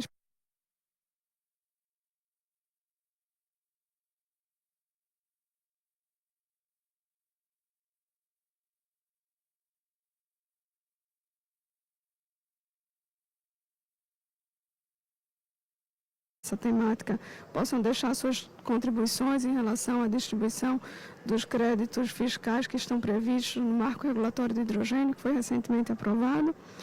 E nessa linha também, Porto, eu acho que é inevitável essa colaboração. A gente tem aqui emergindo, né, e numa situação praticamente já crítica, a questão dos data centers, né, que precisam de uma descarbonização, que precisam dessa matriz energética limpa. Eu acho que o Sul Global tem um potencial de atrair os data centers e de promover essa cadeia, esse setor de data centers sustentáveis, né, renováveis, com energia limpa, com circularidade. Então, eu vejo como, apesar, né, de todas as diferenças mencionadas pelo Jorge, eu acho que a colaboração entre o Norte Global e o Sul Global, ela é prática. Collaboration is inevitable for us to meet Paris Agreement targets.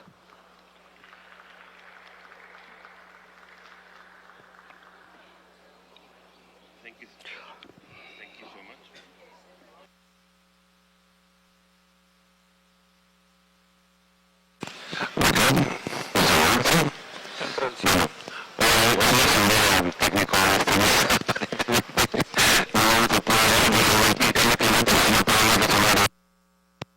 We couldn't address climate change so far, and today we couldn't address the audio issues. Well, honestly, I would like to.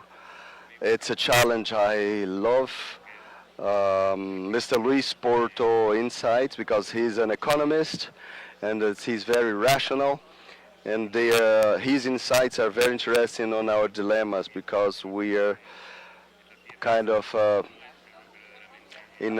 experiencing a dilemma, and collaboration is not a human being feature, very well developed. On the other hand, Brazil has a great leadership in all Latin America, and we can have a great role here since Rio 92, yes, 1992, and the former president of the President Brundtland from the 1980s so far. We did a lot. We have done a lot, and the problem is not too much technical, it's more moral and ethical. And we have the resources enough to change things, but we don't have international morals and international ethics enough yet, as it seems. So I would like you to leave a final reflection on that. Which one is the greatest challenge? And again, I apologize to Mr. Zimmers, and to thank him. Well, he's seeing us and not listening to us, but we thank him for being present in our screen right here in the main stage. Thank you very much. Thank you all. Mrs. Savia, please. Final remarks. Well, the challenge is really global, and we understand that the instruments, the financial funding instruments, they're being designed, and I understand that's not a technical issue. We have many instruments already designed by the government of Brazil, for example, for funding, for investments, for us to meet the climate commitments assumed in the past. But as Mr. Luis Porto commented, we have a great challenge, and you, Jorge, commented about the moral challenge, right? For us to understand and to assume this understanding, so to be committed with the climate changes. So climate changes, it exists. All the countries, they've experienced consequences on natural disasters, you know, and climate change, extreme events, but I think that's a great challenge. One comment Mr. Porto said, so something simple we sometimes forget. We are working together with the National Oil Agency and the Treasury State Ministry, for example, to put in the gas stations an announcement, so how much CO2 is emitted for any liter of gas, comparing gasoline and comparing ethanol, for example. Those for the final consumer would be education. So filling a tank with ethanol, it would be only $1 of economy, but let the decision to the final consumer, to the final customer, right? Simple information, simple education that can enable behavioral change, because since we internalize, from the moment we internalize that we have a global issue and we unavoidably, we have to face it together. There's no other way.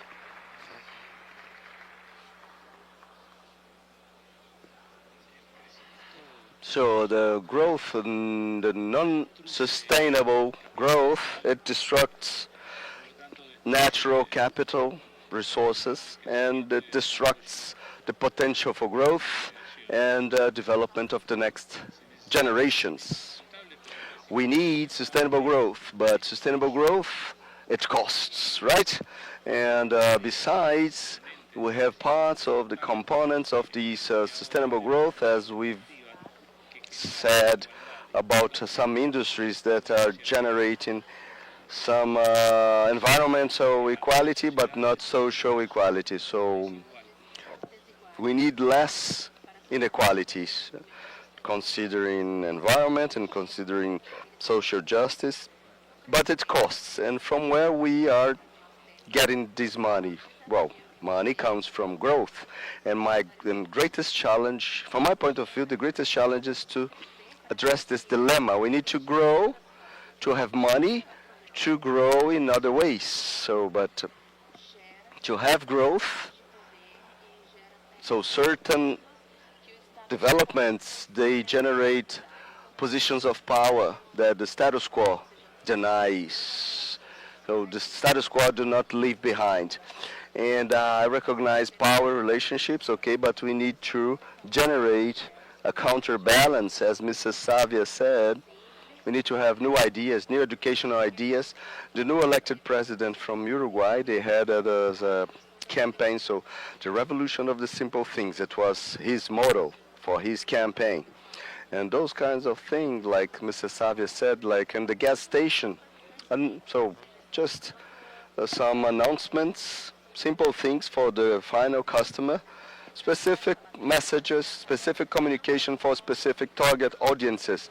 We need to have this fight, we need to embrace this fight, and not only let it to the government. So civil society must be, in the front, generating counterbalance mechanisms, and I would like to thank the organizers and to say that we need more events like that.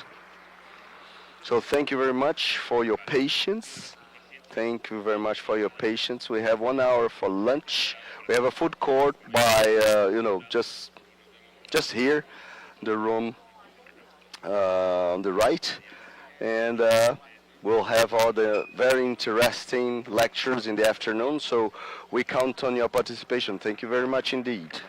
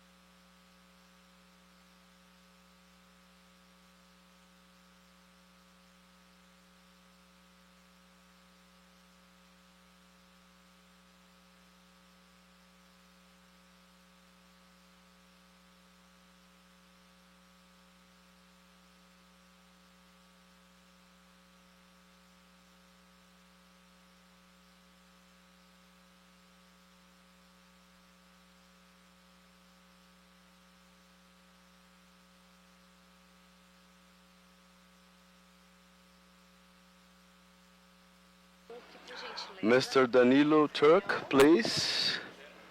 Mr. Danilo Turk, we are here speaking from the venue where we are holding the event. So just to tell you, can you hear me? Can you confirm or give us a thumbs up on the screen? Good afternoon. So I would like to introduce myself. My name is Rosiane Medeiros.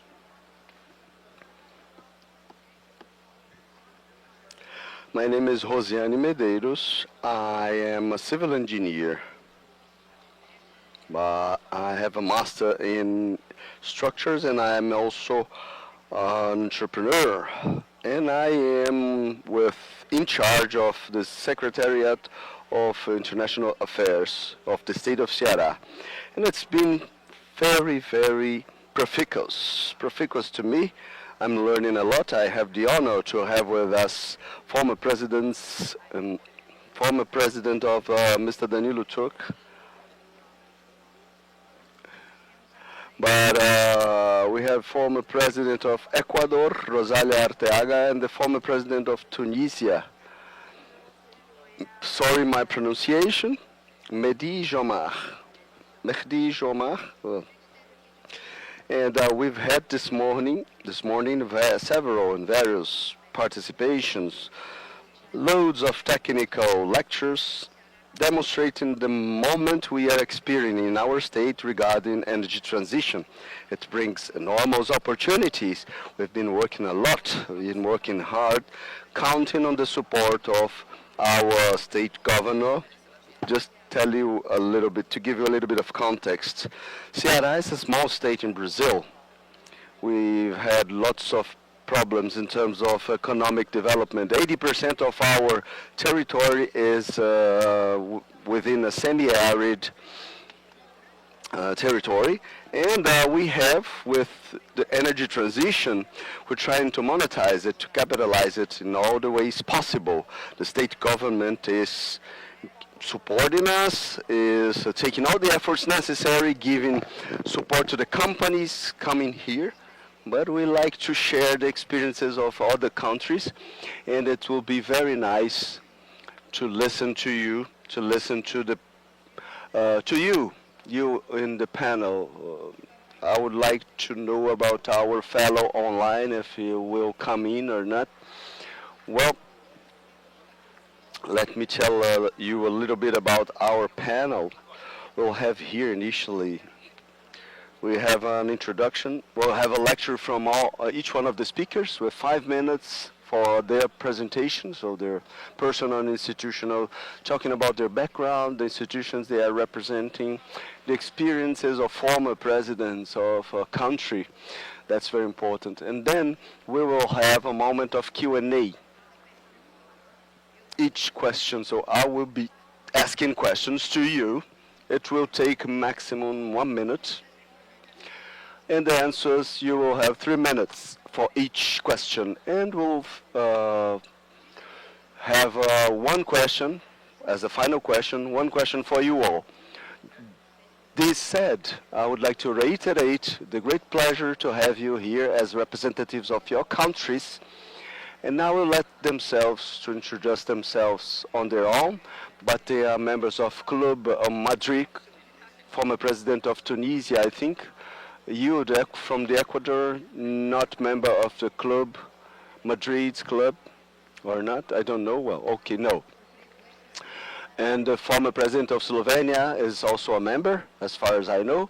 So it's a group that puts together prime minister, former presidents, that are working hard for democracy, to keep democracy alive. And it's important. This is important because the world is experiencing, crisis beyond the energy crisis, a geopolitical crisis, and other conflicts. We've had some kind of a small period of peace, but I would like to have their visions, not only about energy transition, but all the impacts of those global crises regarding the energy transition, and obviously always focusing on be inclusive and bring development and bottom line, peace, right? So this said, I would like to pass the floor to the former president of Slovenia, Mr. Danilo Turk, for the presentations, institutional and personal. Can you, so I don't know if you listened to us, but it's 5 minutes for your introduction, personal / institutional presentation. Good afternoon and be very welcome. The floor is yours.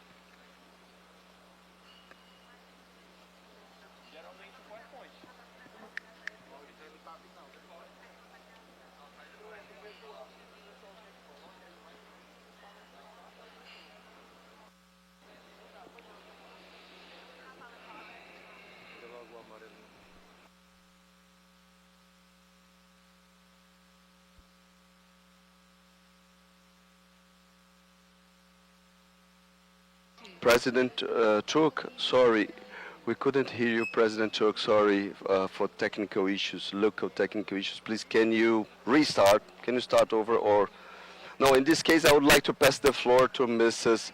Rosalia Arteaga. Please, you hold on, Mr. Danilo. Please, you'll be the next one. Okay, sorry for that.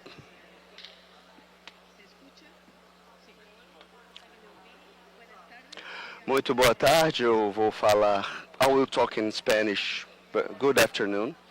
It's the second time I'm here in Fortaleza, and it's a beautiful city, I must say, and I've had the luck to study, I've studied in the state capital of the state of Bahia, it's called Salvador, and I know very well that part of Brazil, and well, people asked me to talk about my activities. I'm a lawyer and I'm attorney at law, and I've been working with educational causes in great part of my life. I've been Vice Minister of Culture, Sports in my country, and I've been the President of the Republic of Ecuador.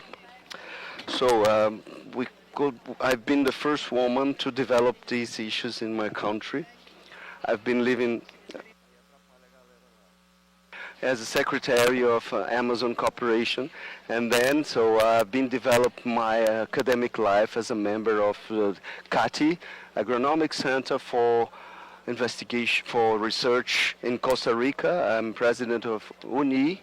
I'm a member and of the board of the Alexandria Library, and a counselor for the Britain Encyclopedia, and I'm also a writer. I write poetry and literature for youngsters and children, and I love to talk about environment, ethics, and talking about a school of youngsters like we foster in Ecuador.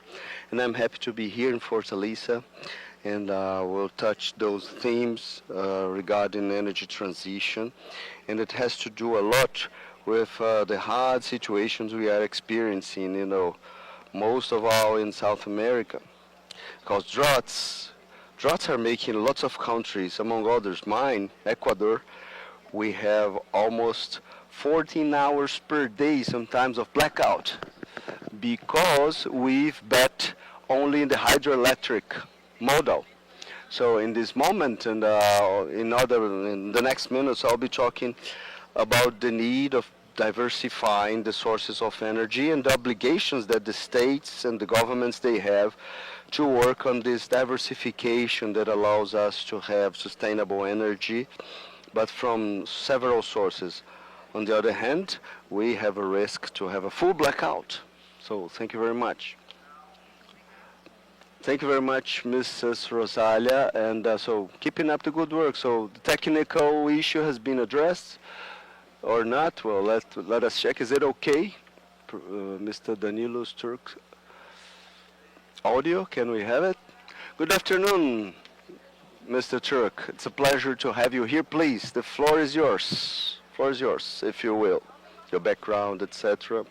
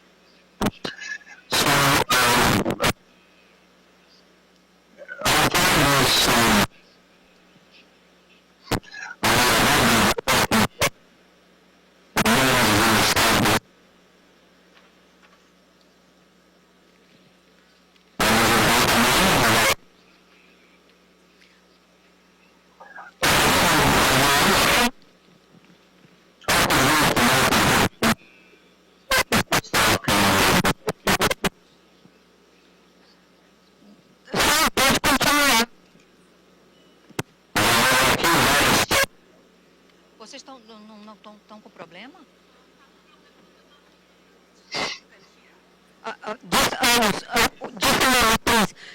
No canal 20.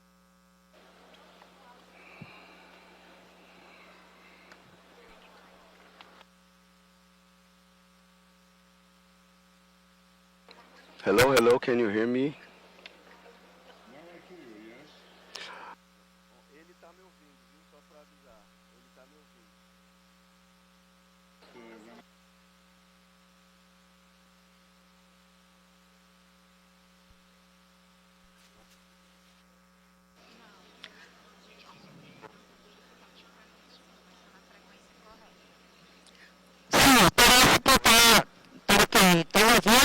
Estão ouvindo?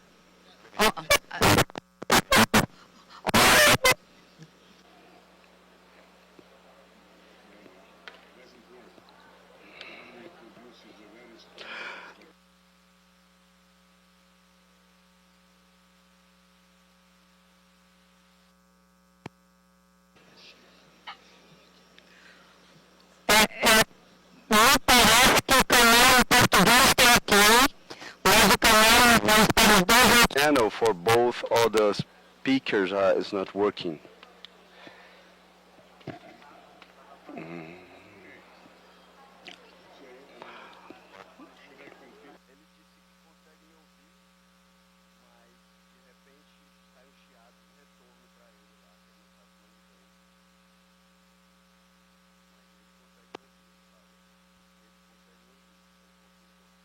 Yes, we are trying to... Yes, you can proceed, please. Please, excuse us for that. We can hear you.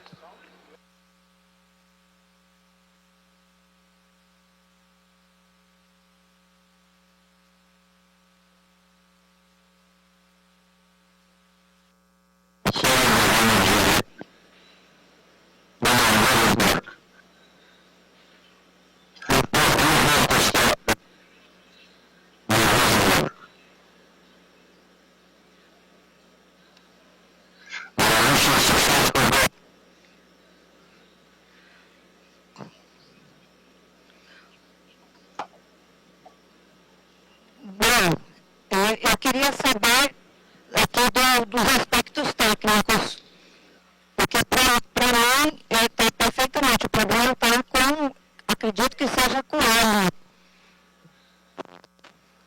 Produção. Se a informação cortar, professor, eu tenho aqui a palavra para o senhor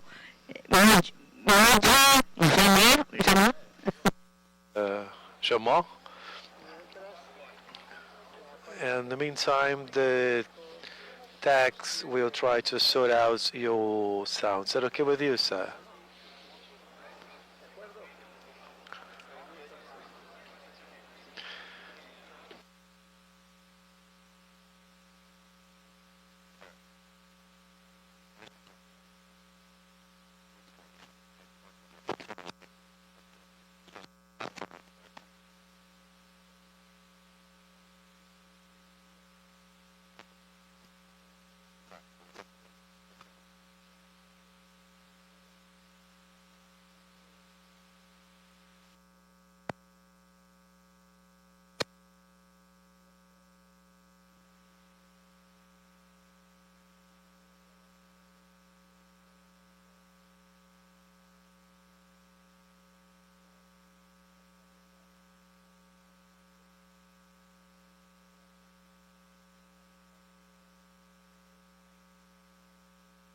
To face.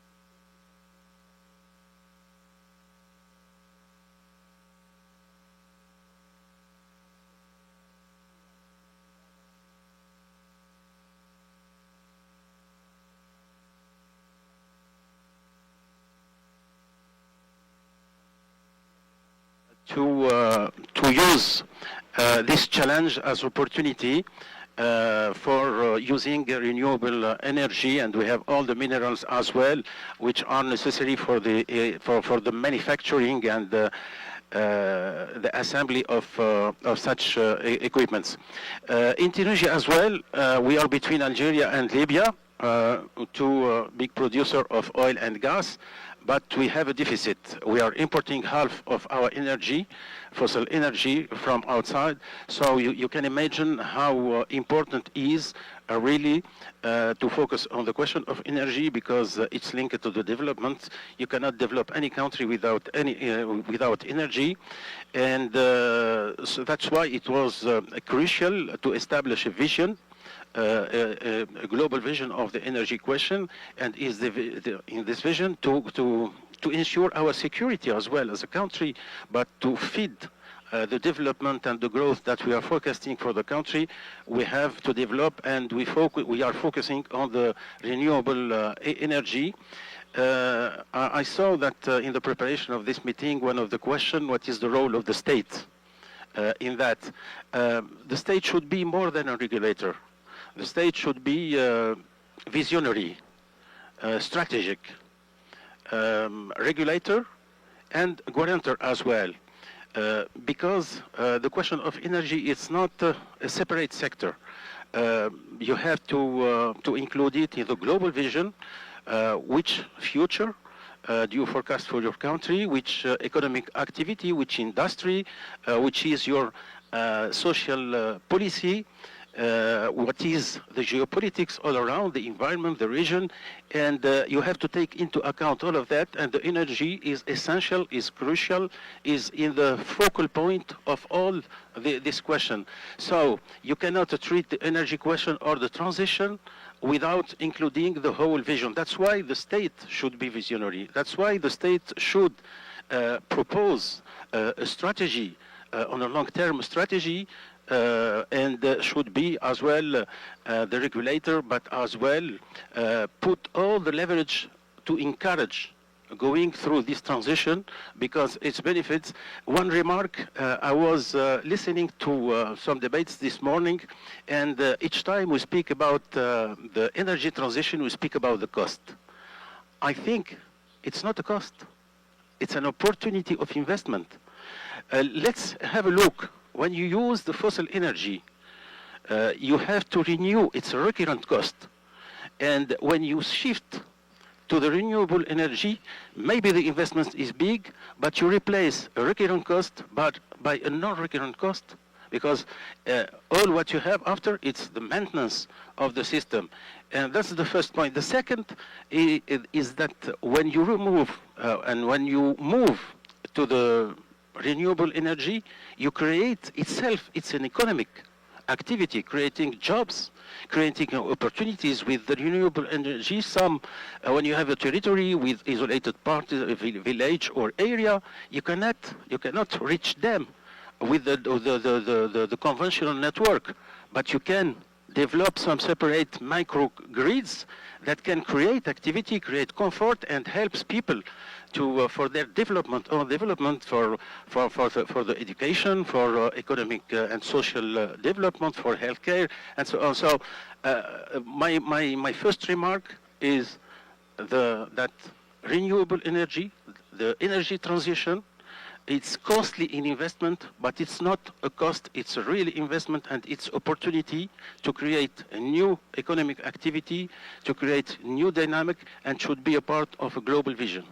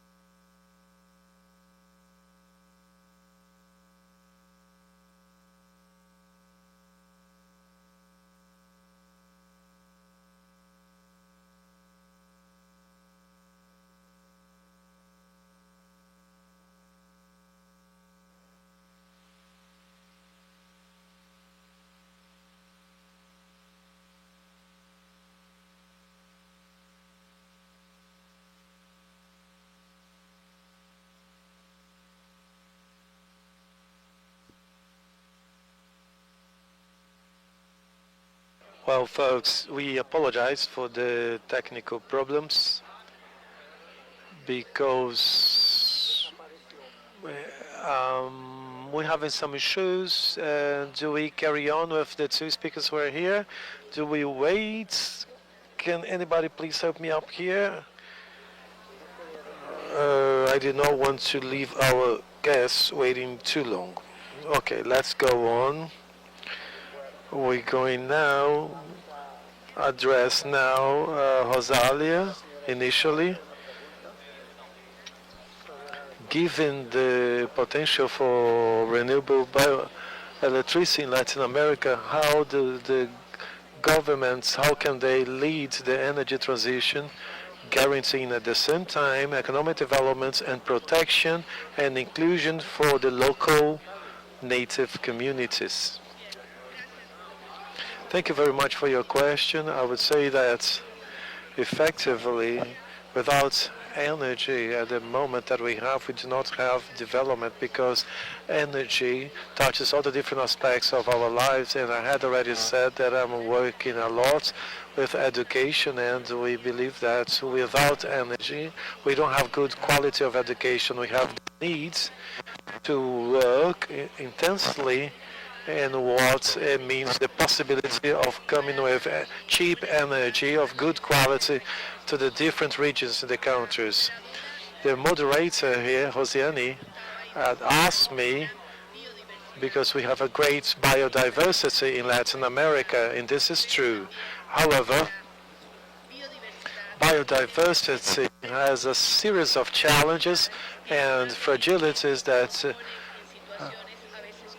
unfortunately put us in complicated situation. That's why I said in my first manifestation we had the needs that the governments will have norms that will allow the private sector to work and establish milestones, adequate ones of work for the private sector and for the public sector as well, in a way that we can always have good quality of energy and accessible, affordable prices.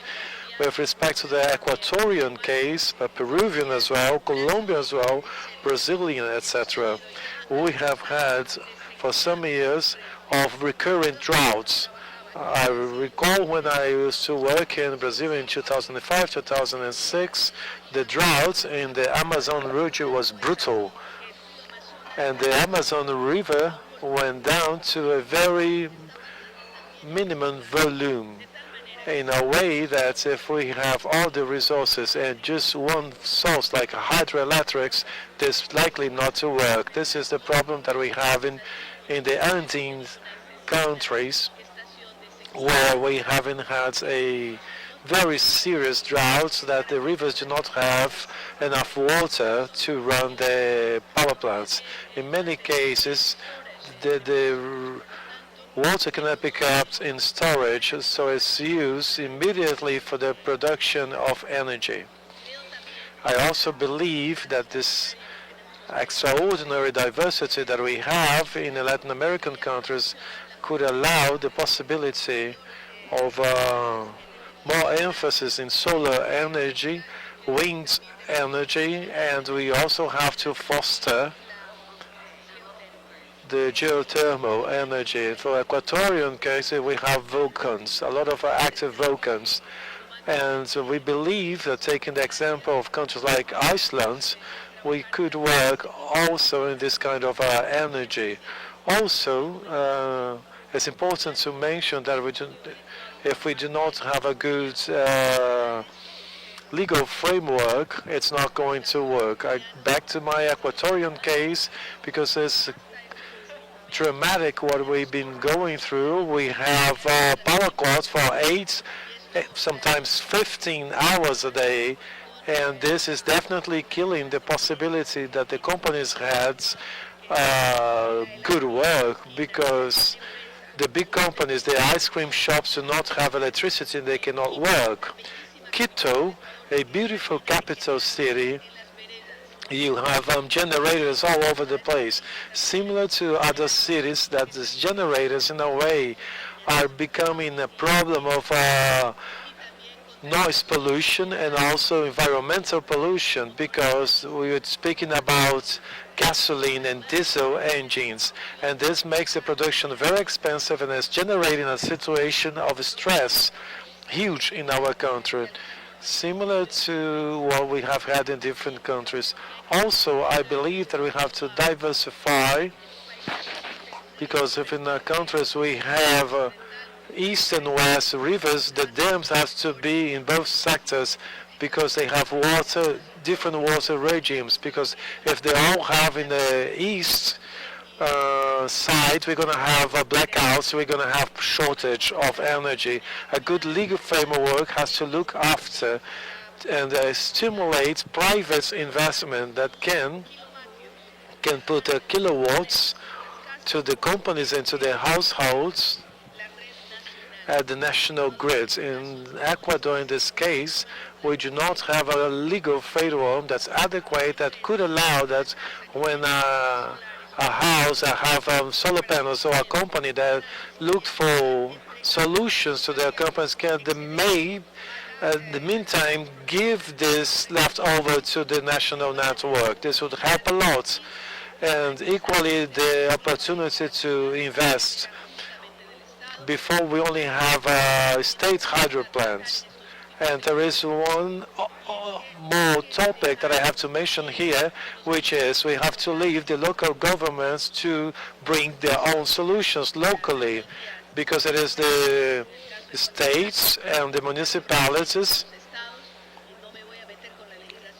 I'm not going to speak about the Brazilian case, but in case of Ecuador, our states and our municipalities could work with energy provision if we had a good legal framework. So we have to be intelligent to not leave the countries in the dark. There are some companies that have a serious crisis, and this has affected people's lives. I am currently working in an online university. Imagine what happens to a person that's attending online lessons and have 14 hours of power cuts. At what time is this person going to be able to watch the classes? So we're speaking about schools, we're speaking about high schools that had to cancel their classes and activities. So in our case, it's some sort of a second pandemic. So we had COVID, people stayed at home. Now they're doing the same, staying at home because we don't have electricity. So for me, I'm very happy to be here to speak about this in this forum in Fortaleza, because it's a topic that is very current, that's very updated, and for us it's very important for countries like Ecuador, our neighboring countries that can have an interconnection system like Colombia that can sell energy to Ecuador because we are interconnected. However, Colombia is having issues with drought, so the problem is replicated, and of course those who suffer are the citizens, because without energy there will be no development.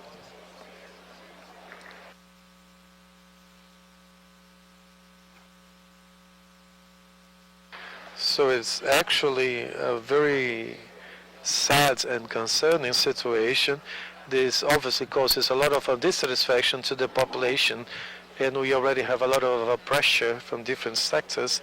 And with respect to the energy case, it is important to find solutions to improve people's lives. And now, to Mr. Jamar, what lessons can Tunisia offer us about public policies for diversifying electricity matrix, and how to attract private investment for renewable energy in the Mid East and North of African countries? Eu acho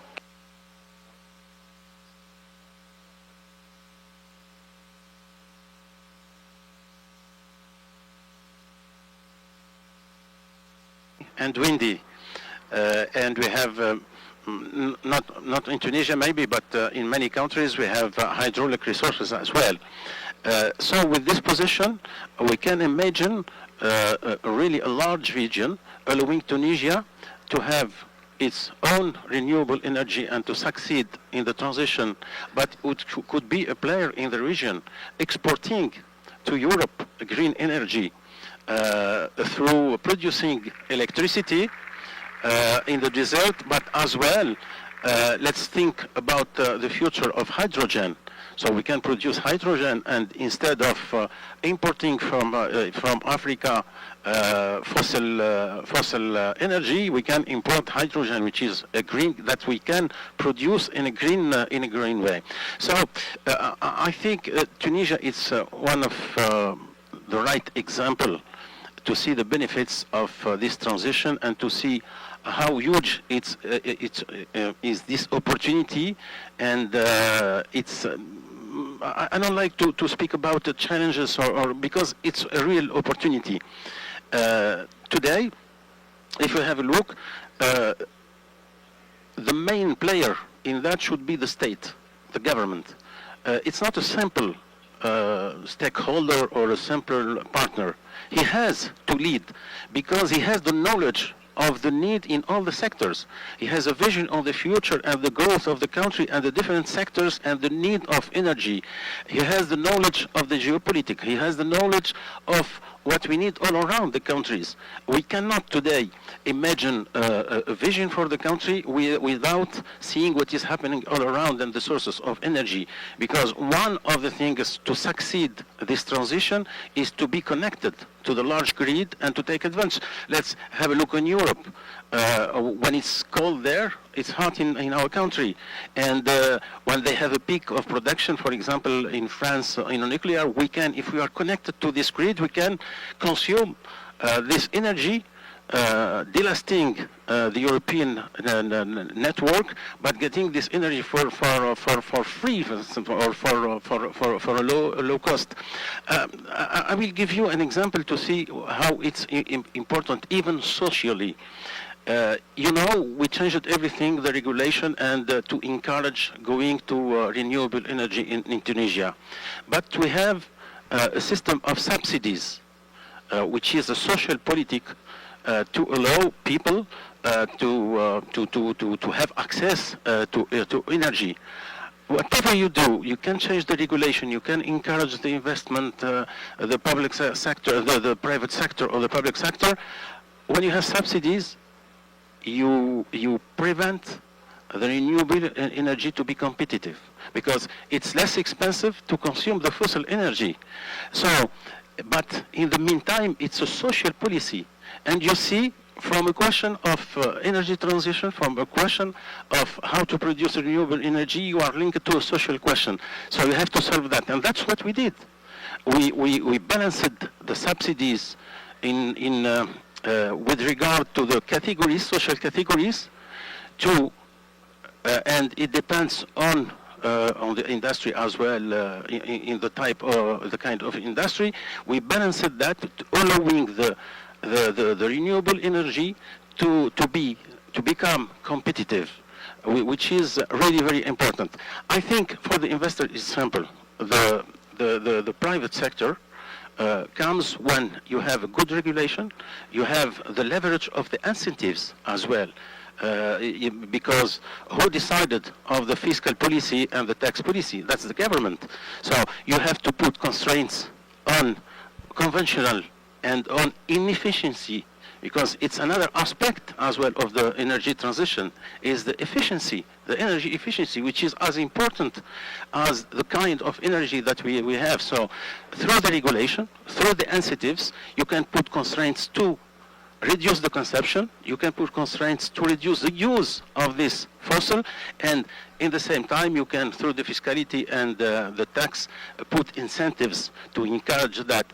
Any investor, when he has, you know, it's a long-term market. It's not something activity that you will install for 1 year. It's for 20 years, for 30 years. So it's attracting investments if you offer a stable, good regulation, but as well a good vision to give them the opportunity to hope getting a profitable business during a long time. I think everywhere in the world today, if we see this as opportunity of a business, we know that there is a lot of money to invest. And we have in the world a lack of opportunities than a lack of money. Just to offer the right frame to encourage the investors to come, stability, good regulation, the good investment, but as well to ensure that there is a market for a long term, and that's something which is important, is an independent regulatory commission or instance, because you have an existing players with conventional energy, fossil energy, like any change they will resist. So many roles of the state to ensure that it transforms this problem, this challenge, in an opportunity and giving an opportunity to investment. And I don't have any, I'm coming from the private sector. It's not a problem when you have the right frame. It's not a problem to attract investments.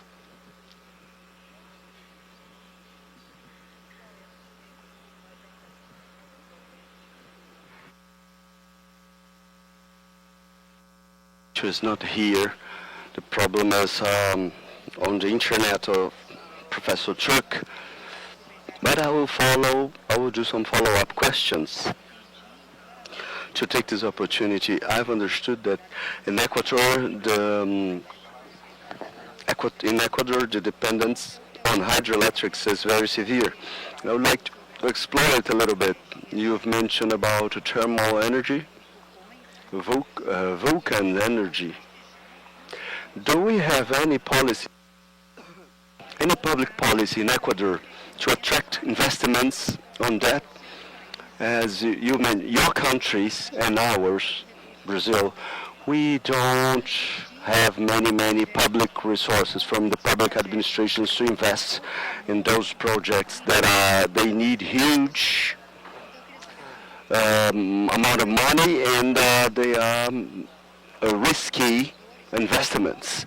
What Ecuador is doing to attract investors for this new matrix?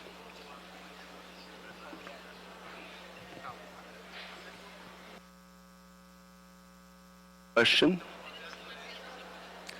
So we have lots of devices to deal with. So the microphone, cell phone to calculate time, and also the translation device. Well, we're trying, but we're doing the best we can.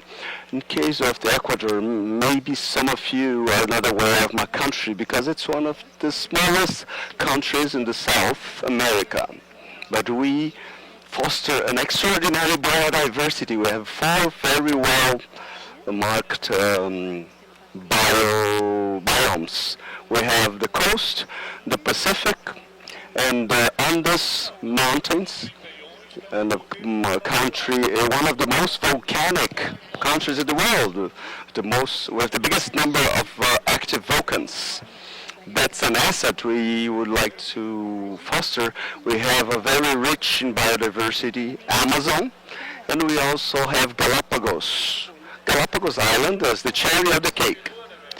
And in what regards the evolution of species and natural evolution, well, we know that a great German scientist, one of the most brightest minds of humanity, he's been inspired by the Ecuador.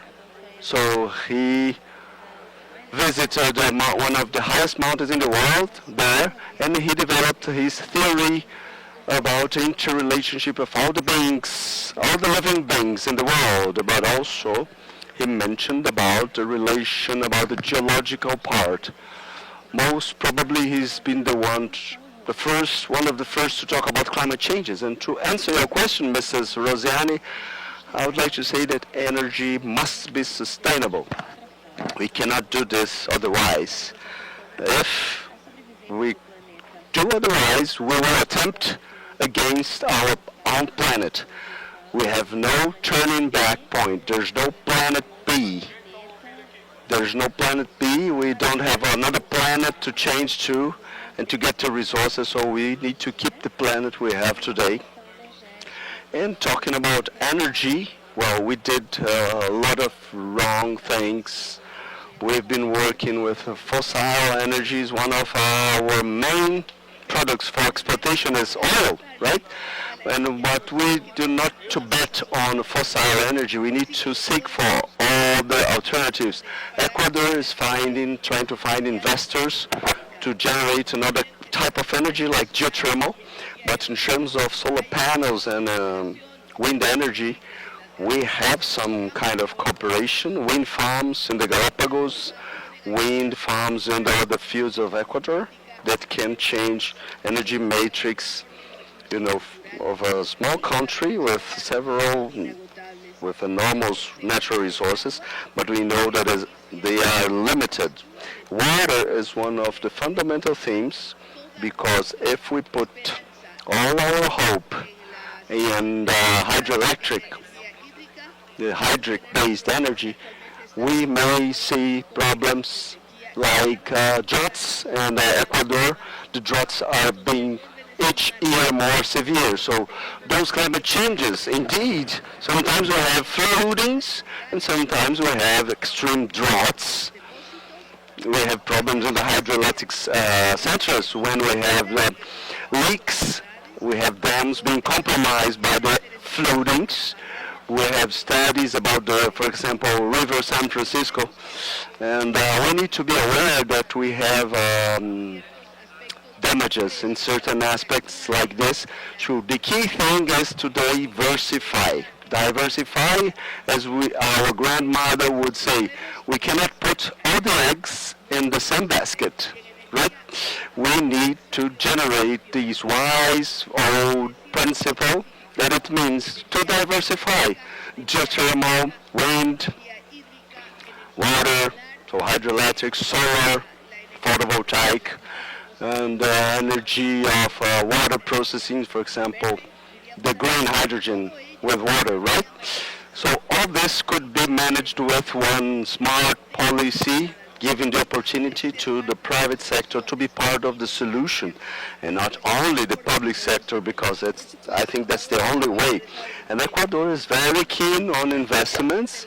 The current President of the Republic, it's an interim president. We'll have elections next year in Ecuador, elections for president, but I think we'll have a pilot project for geothermal energy. If it's not the solution, it's not the silver bullet, but we are trying to use sea energy, using boats, vessels in the sea. That's what we are experiencing in Ecuador in this moment. Thank you. Now our Professor Danilo Turk, we don't have him online, so let's keep up the discussions here with in-person lecturers. Mr. Jomar, I would like to comment about the crisis in Europe, mainly the insatisfaction of the populations regarding the costs of energy, problems of inflation. And we also know that the African continent features a lot of challenges, still people without electricity at home, right?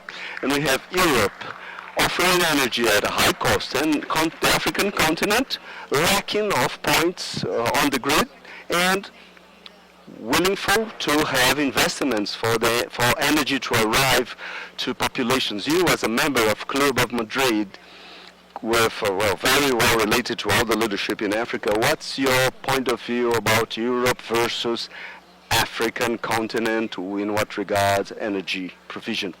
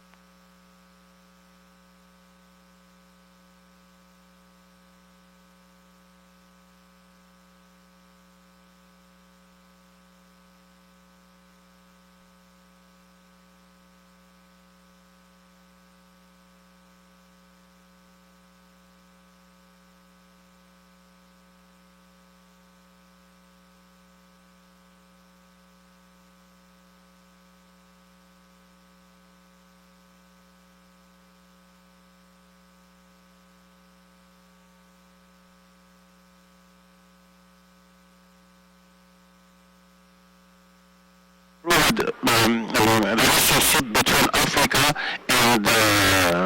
and Europe. And I do that because it's the interest of my country. We are on the corridor. We are the door to this exchange and to this development of relationship. And about the energy, Africa is an opportunity for Europe, and Europe is an opportunity for Africa. First, we know that the question of the energy in Europe today is crucial, and mainly after the war of Ukraine. And you see what is happening in Germany today. It's a real crisis which is linked. One of the cause, of the root cause of this crisis is the availability of a good cost of energy, because they stopped the delivery and the supply from Russia. They replaced it by importing gas from United States and from everywhere, with the doubling or tripling the prices. It's not the only cause, because the economy of Germany is depending, are under the pressure of three different factors. The one is the availability of a good cost of energy. The second, they are focusing in the exportation to the Chinese market, and we know the situation now there. And as well, the inflation that all the European countries and all the world were living this last year. So I think there is opportunity. We can produce.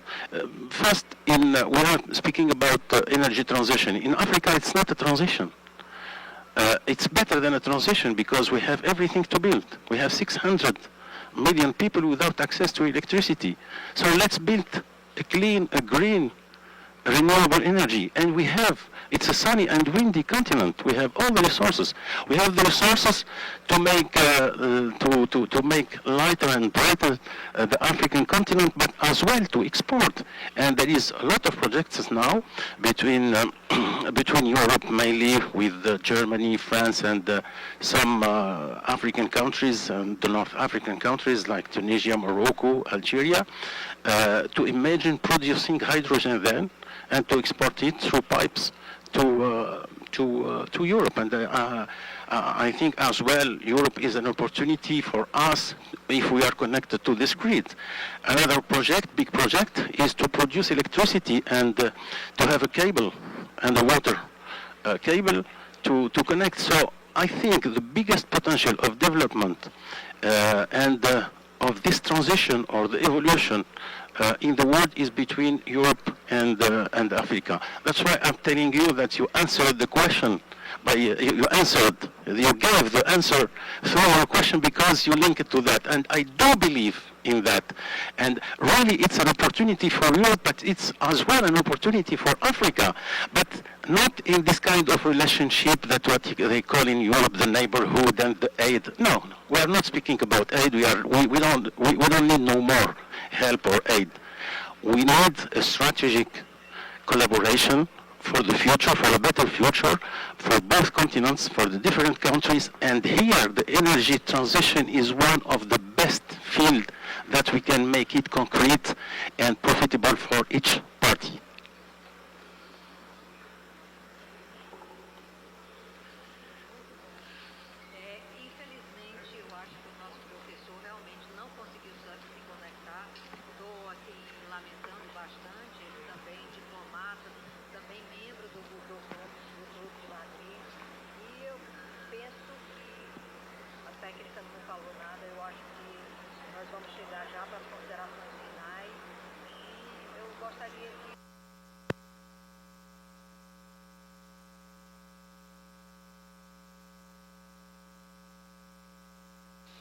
Please tell me about the biggest challenges in terms of social infrastructure. Both countries, Tunisia and Ecuador, they have to face in the next years to advance and development, including people, bring in more wealth, and good quality of life for the population. We, public servants, in my case, I am in charge of the Secretariat of International Affairs. I am a public servant now, and our greatest challenge is to develop our state and to make people to be well, so well-being, social well-being. For your final remarks, please, Mrs. Arteaga. Thank you, Rosiane. And I wouldn't say, not only for my country, not only for America, Asia, Europe. We're talking about a globalized world, and what do we do here? So let's think about the butterfly effect. Will affect everyone. So we need to talk about energy, sustainable energy. Sustainable is the key word. No other way. Now I would like to talk to the youngsters. To the youngsters that can hear us, here, in, or remotely. The challenge is in your hands. We are kind of leaving the stage, you know, former ministers, former presidents, but you guys are the future. So please, you must be concerned in finding a feasible alternative for energy production. Energy is of paramount for everyone. With energy, without energy, we can produce oil. So if we don't, now I will add the word, if we don't have clean energy, we'll keep aggravating things. We need the regulatory frameworks. We are going towards COP30 countries. Politically, they're not offering solutions. They're not agreeing. At least they cannot have a final report together, you know, and they're not accomplishing, they're not fulfilling the gaps or filling the gaps. And we are seeing the demonstrations. I remember the last book I've read, Ministry of the Future, so showing the final boundaries of sustainability for the planet. Or if the governments, they cannot offer solutions globally, we need to think about local solutions. Local solutions are of paramount. I've worked a lot with those concepts, with this neologism that is you putting together global, we understand the concept, right? With the respect to individuality, respecting traditions, culture, that is more local, right? So if we have, if we take a look from local to global, we may find solutions. And in what regards energy supply, but challenge of supply and energy, it extends to the private sector. We need the regulatory frameworks, political frameworks, policies allowing private sector to be part of the solution, working with alternative energies, and we could find a solution for that. So the main challenge is with you guys, the new generation, youngsters. You must be smarter than us, right? To bring solutions that are really, really smarter about clean, accessible energy, making private and public to be together, establishing this diversity of energy that is only one concept that will work. Thank you.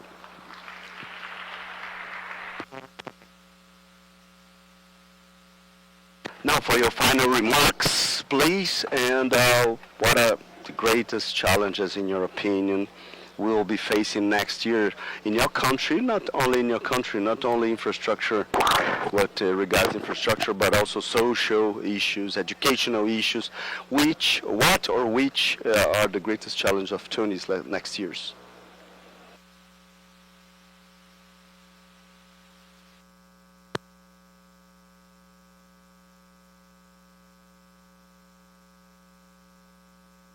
All the conflicts, when you have a conflict in Ukraine, you have the impact in inflation in Tunisia. But speaking about Tunisia, I think one remark, the biggest one is we have a good level of education. It's an open country. It has a good geographic position. So we have many ingredients to hope a better future and a nice future for the country. But the main thing is how to bring the growth, to allow all of this following the evolution of the country and the need of the country to be updated on the technologies, on the industrial fabric, and to answer all the social challenges that we are facing today. The first remark is we are speaking about energy. We cannot imagine any growth without energy. We cannot imagine any development without energy. So it's mandatory to speak about that, to think about that, and to be at the focal thought and the focal study or vision for the country. And what we know with the situation in the world, with the future, with the climate turbulences that we have today and the climate constraints, and we have a responsibility as any contributor in that to focus on the green energy, to focus on this renewable energy. But in the meantime, that's the most and the best opportunity in Tunisia to develop energy, to develop our independence energy, to supply and to create activity. Again, I want to focus on this idea because what I was listening this morning to this idea of the cost now, it's one of the best opportunities that we have to create investment opportunity, economic activity, to generate growth, to generate GDP, and to have an impact on the social. Like what I was saying, listen, when you have a small area disconnected from the network, what is the best answer? Is the renewable energy, is to bring them. You cannot imagine any development, social, economic, or any other development without energy. And the easiest way in such country like Tunisia, which is sunny and windy, is to install renewable energy, to create activity there. Even the farmers, they need energy to develop their activity. And they can be, in the meantime, producer of energy.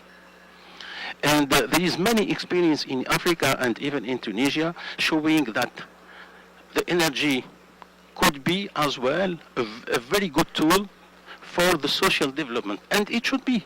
We are speaking about sustainability and with regard to the climate protection and prevention, but it's as well sustainability since it's inclusive, socially inclusive. And all the policies today, we know that we have, it's not only financial aspect, it's not only the threats that we have to face, but as well we know in this world, in our country, in this open society with the social media, with everything which is shared in the few seconds, we have to ensure this progress with inclusivity, with the social aspect with inclusivity. So the conclusion today, really, I am optimistic about that. I'm participating in many areas in the world, and we are aware today that we have to make this transition, to succeed this transition, and I think that for Tunisia, it's one of the best opportunities for the future. It's a leverage, it's a way, but it's as well a target and an opportunity. And I think it's not only in Tunisia. If I want to be a voice of Africa, in Africa, one of the major development access orientation should be the question of electricity, of energy, as an activity itself, as a comfort, as a social progress for the people, but as well as a lift for the whole economy and for all the people, for the whole progress of the continent.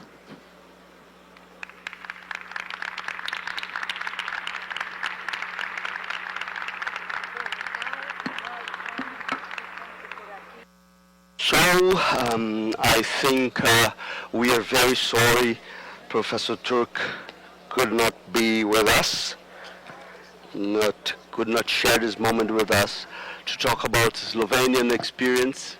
I'd like to thank Mrs. Arteaga, Mr. Jamar, Mr. Jomar, so please be very welcome in our city.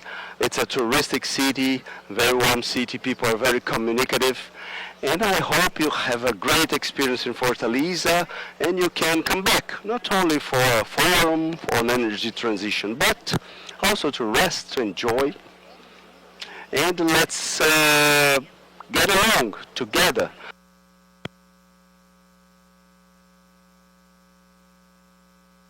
Obrigada. Thank you very much. Merci beaucoup. It's really lovely people. I have been in Brazil last year, and this year at the same period I'm in Fortaleza, and I appreciate the city and the smile of the people here.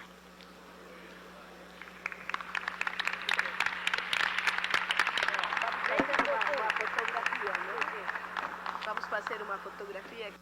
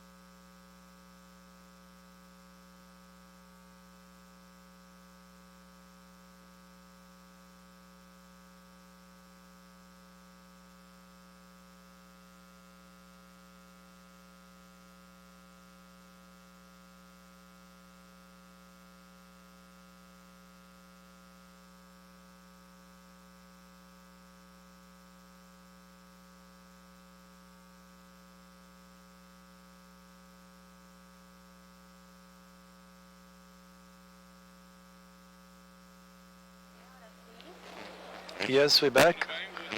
All right, good afternoon. We shall now start this panel. The goal here, this panel, is to do with private sector and the importance of the corporate sector with energetic transformation. I shall do a brief presentation here. My name is Armando Abreu. It's a great pleasure to be here today as a moderator of this panel with respect to the role of corporate worlds in the production of energy transition. I'm an engineer, electrician engineer, graduated in Coimbra, where I was a professor for 15 years. I'm currently the president of Qair Brazil, a company that's been doing important initiatives in the field of renewable energy, especially wind, solar, and hydrogen. During my career, I worked to strengthen the Brazil-Portugal relationships. My accent explains here where I'm come from. I'm the founder of the Brazilian Association of Wind Energy of the Brazil-Portugal Chamber of Commerce and the Federation of Brazil-Portugal Chambers, and I was responsible for them for 5 years. My experience of more than 3 decades in the renewable sector allows me to bring a comprehensive perspective about the goals and opportunities that we have for the transition of my sustainable matrix. I hope this debate is a rich opportunity for us to share ideas and insights as in how the private sector can be a catalyst for innovation and the funding of clean technologies. I'd like to thank you for all. I'm really hoping to have the contributions of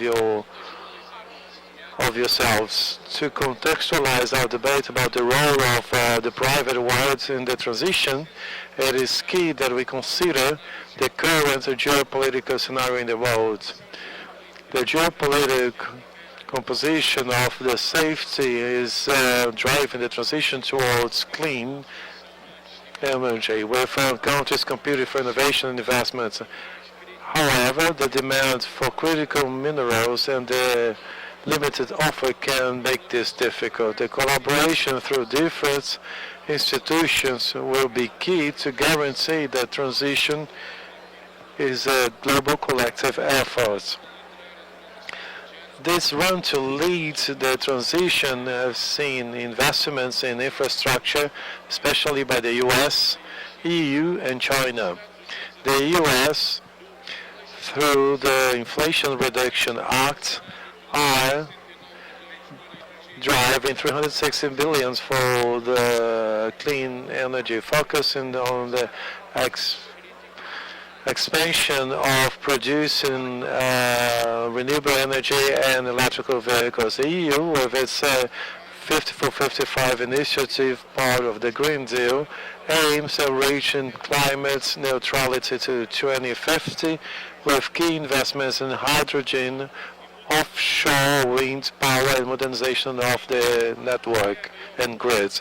China is the greatest producer in the world of solar panel and making the most of its leads in the clean energy supply to consolidate its global leadership. In this context, the private organizations develop a key role, extremely important once they can lead investments in clean technologies, fostering innovation and guarantee the commitments with sustainability. Companies have the capacity to drive this through investments in research, implementing cleaning and more efficient technology. Also, they can adopt sustainable practices such as a reduction of energy consumption and the incorporation of renewable energy in their operations.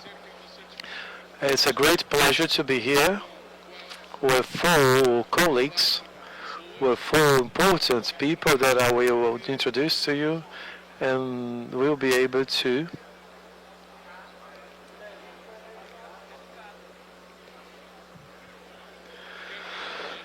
I wanted to highlight here Alexandre Americano, CEO of Mercurio Energy and also the presence of David Hedolio, Director of Institutional Relations of Solaria. I also want to highlight the presence of Leonardo Moraes, Vice President of Vestas, and I also want to register Nunes, today President of NL Distribution in Ceará. And thank you very much to all of you for being here with us today. And I would now like to ask each one of you to introduce yourselves, please. We shall start. Alexandre, please, if you can briefly introduce yourself, who you are and what you're playing. Thank you very much, Armando, for the invitation.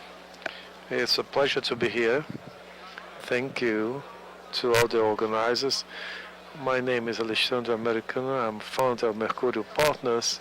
We work in various different segments of the energy sector, commercialization, generation, gas, energy. And I had the good fortune to start working here in Ceará in 2008 on the construction of the Percent thermal plant, and come back now in 2023 with the goal to do the transition, energy transition. It's a great pleasure to be here, and I shall now pass to my colleague, Leonardo, okay?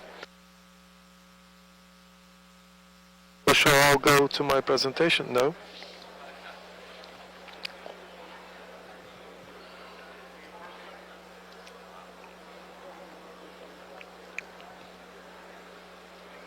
Thank you very much, Armando, for the excellent contextualization. Good afternoon, ladies and gentlemen. Very briefly, my name is Leonardo Euler.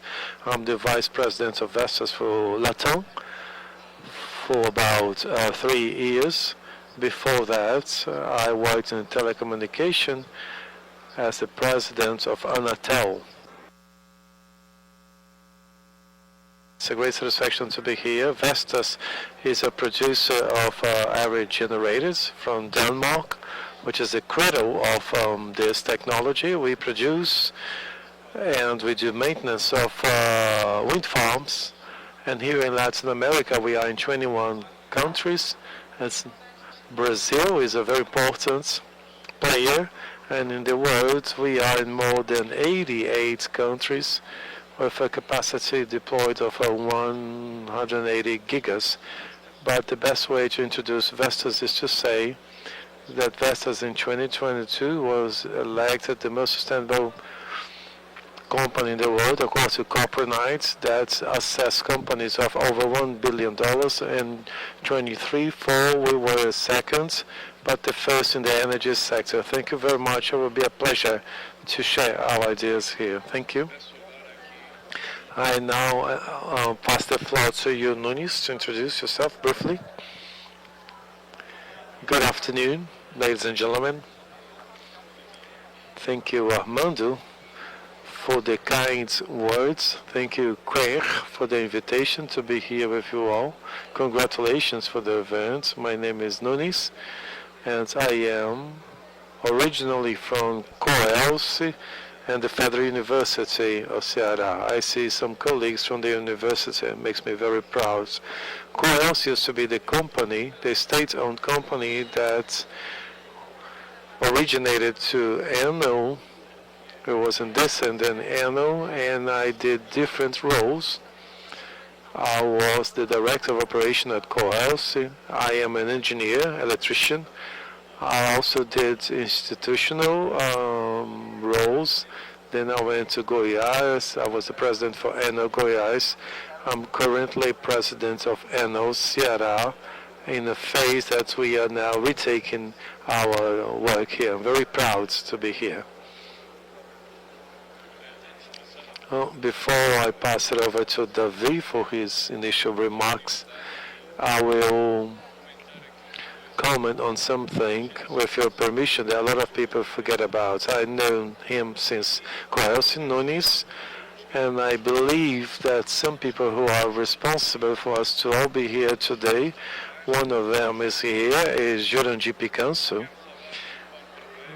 Paulo Craveiro, Antinos Carvalho, York Dixon and out, because a lot of people forget that in '96, when I first arrived here, Coros were preparing the first auction of alternative energies where we have the Taiba and the Praia wind farms. Now it's common to speak about renewable wind, solar energies. And not only in hydrogen, but in the renewable energies. The state of Ceará was a trailblazer. And it was exactly for this. And here I want to pay my tributes to people who brought this event to Ceará. For this event, I can tell you what's going to be done in Rio de Janeiro, but I believe the ideal place for it to happen is here, because truly, Ceará is the cradle and the court of renewable energies in Brazil, undoubtedly. David, please. Very well said and deserved. You all hear me? Yes? Okay.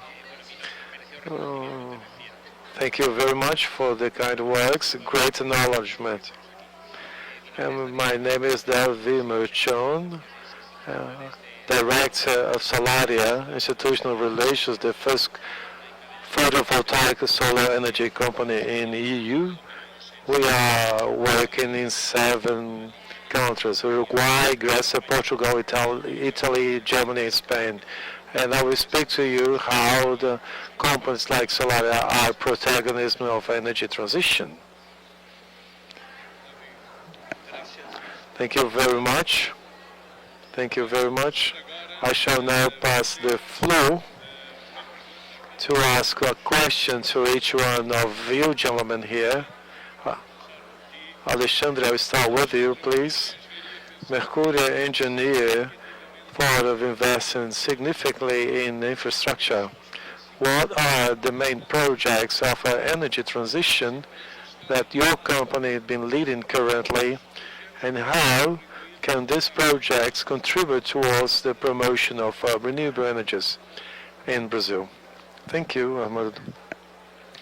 When we came to Ceará, why do you invest thermal company plants on the ones on coal, and the contract will finish in 3 years? It is actually energy transition. I recall a film when I was a child. There was a valley where the leprosy people would be sent to. Why? You have to reinsert them in society.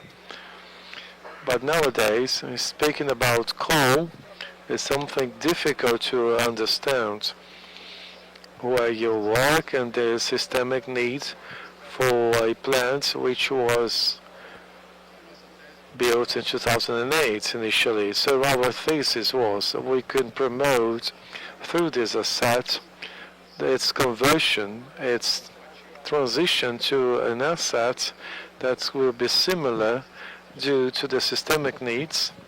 So it can have flexibility, it can be dispatchable, it can have an energy cost that is adequate and good for the final consumer. And in the state of Ceará, due to a geographic matter and based on past decisions, we created here a very favorable cluster from multi sources. We have here, as you have said, in Ceará, and the pioneers in the development of the renewable park, namely wind and solar. Within our thermal, we have the first plants of green hydrogen that's operational in Brazil within our plants, and a whole port infrastructure that's ready not only for the continuity of a generation and natural gas to the transition, but also another stream that we understand that there is not a discussion of either this or the other source. They can be complementary, because I see this complementarity in this table here. Solar, wind, coal, thermal, solar, biomethanol. We have the first plant of a thermal biomethane contracted here in Brazil in the regulated market in São Paulo. I don't know if my presentation is there. I could show you the photo. If we could please have the photograph here. Unfortunately, it's not shown. If you want to carry on with the presentation, if I could have it in the panel, please. So this thermal now was hired in 2021, and we built it in 8 months.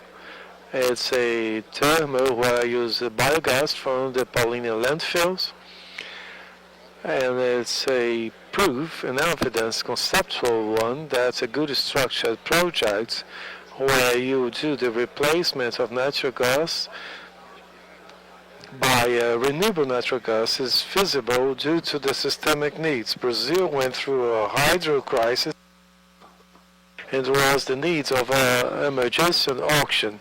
It was the first thermal to be operational within that auction. The auction was in October. We started operation in June 22, and it's 100% of the time dispatched with 25 megawatts of capacity. We saw that the percent cluster can embrace new opportunities. The first one is the conversion to thermal.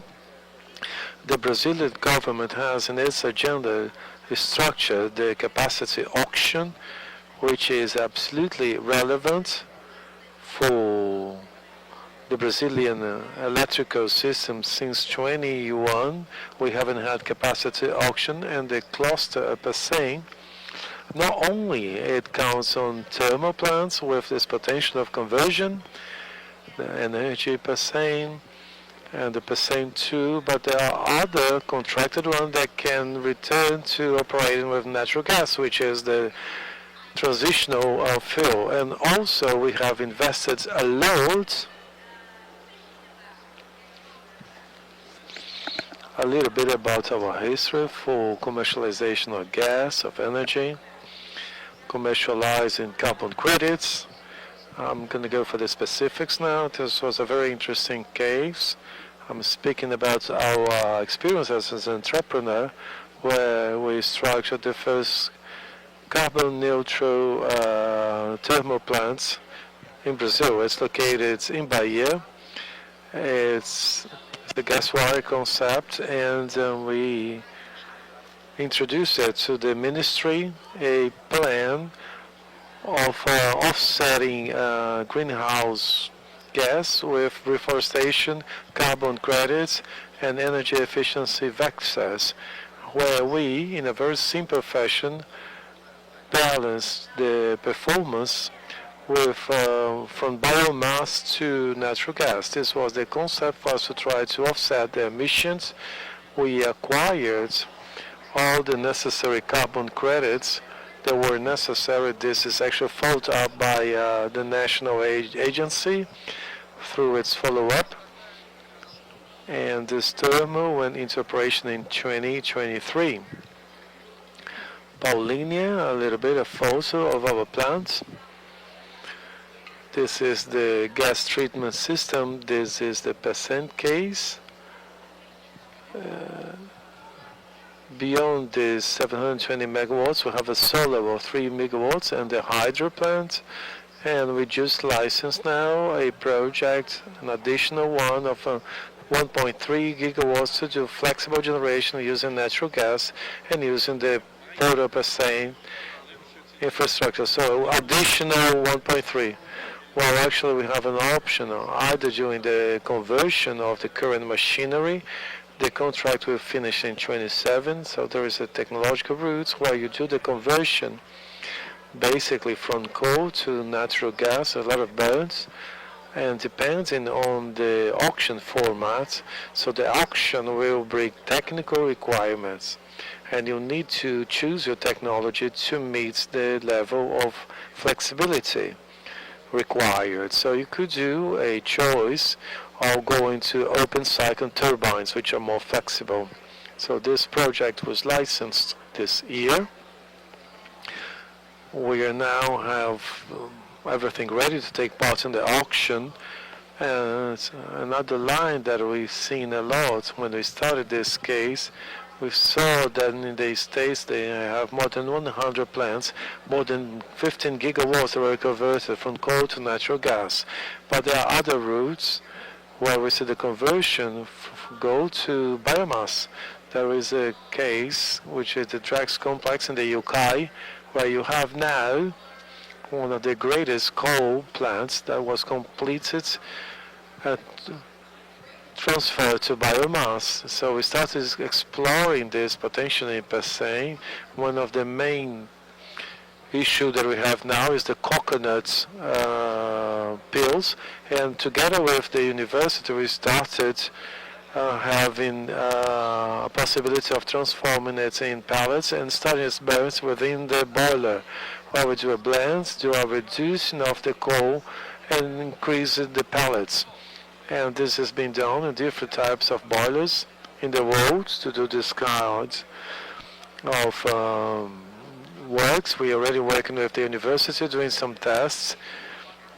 The tests are very favorable, and then you have a transition that's key for creating a new economy, which is the economy of work in the coconut pills, of processing it, and then you create a market where you can do this coal burn with a new fuel within our boilers.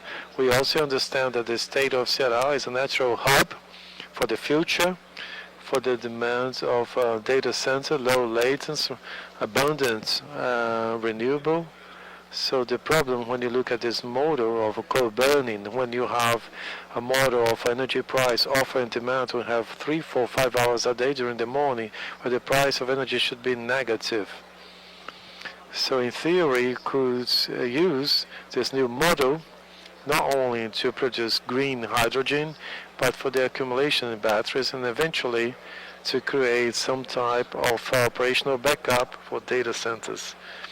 So I tried to summarize a little bit within the time that I was granted, but this is pretty much what we do, where we use the existing current infrastructure to develop a cluster of firm generation looking at the future with a renewable footprint that we believe it is easier rather than starting from the scratch. Thank you very much, Alexandre, and congratulations.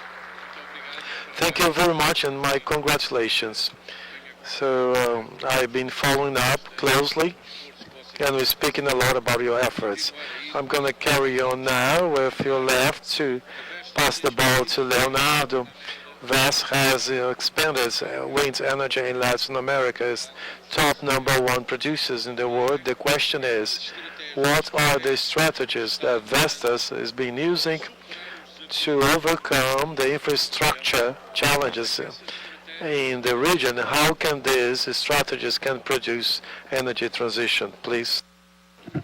Thank you for the question. So, although we're having difficult years, or promising years, better say, in terms of new wind farms, it's highlighted, it's noticed that we are experiencing an unprecedented crisis. Unprecedented crisis because of demand due to asynchronicities, intra and intra sources.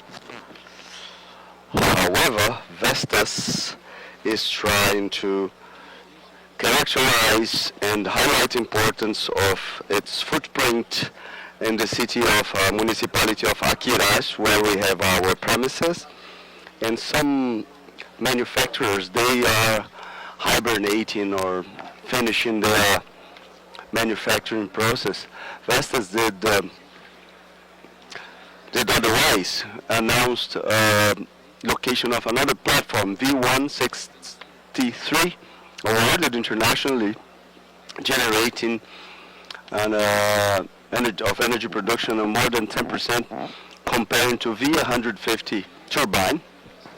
The turbine that better adapted to the Brazilian winds.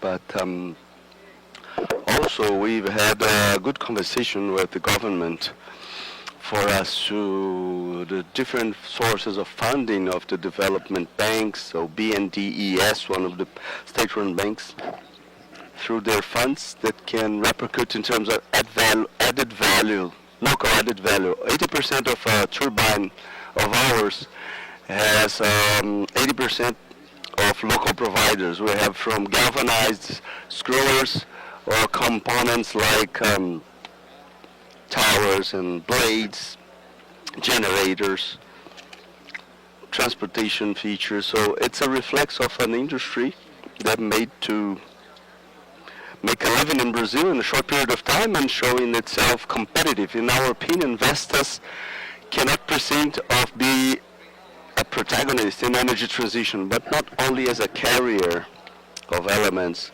but also Brazil as a whole, as a country, has the capacity of being an exporter. We've been talking to the government about this crisis, but we are having a good recovery. Investors keeps believing in that and believe in new frontiers of demand. So some very well mentioned by Alexandre, data centers, for example. I came from this sector. A simple survey in ChatGPT, it consumes 10 times more energy. Generation of an image of artificial intelligence consumes the energy of an iPhone full charge. And we have countries like Spain and other countries suffering from this. And we have in Brazil, here in Ceará, we have a great hub of submarine cables. We have a very interconnected system. We have a natural exuberant resource that's available. But Brazil cannot be in a comfort zone, and we cannot believe that those advantages are necessarily competitive. Those are good features, but not necessarily competitive. Something that we see with good eyes. I see Qair protagonizing this discussion in Brazil, how new energy vectors like green hydrogen and its derivatives or derivatives, byproducts, can contribute with direct added value. Agribusiness, for example, that represents 30% of the Brazilian GDP. We're talking about a giant economic sector that is Brazil is an important of ammonia and other fertilizers.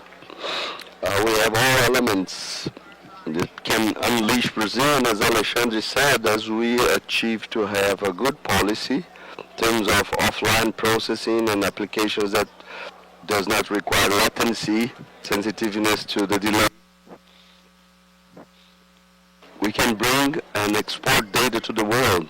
We need to know the levels of those data centers. We need to know about the best models and the best incentives for us to unleash green hydrogen industry and its byproducts. It doesn't make sense that Brazil should tax an industry that is not even born.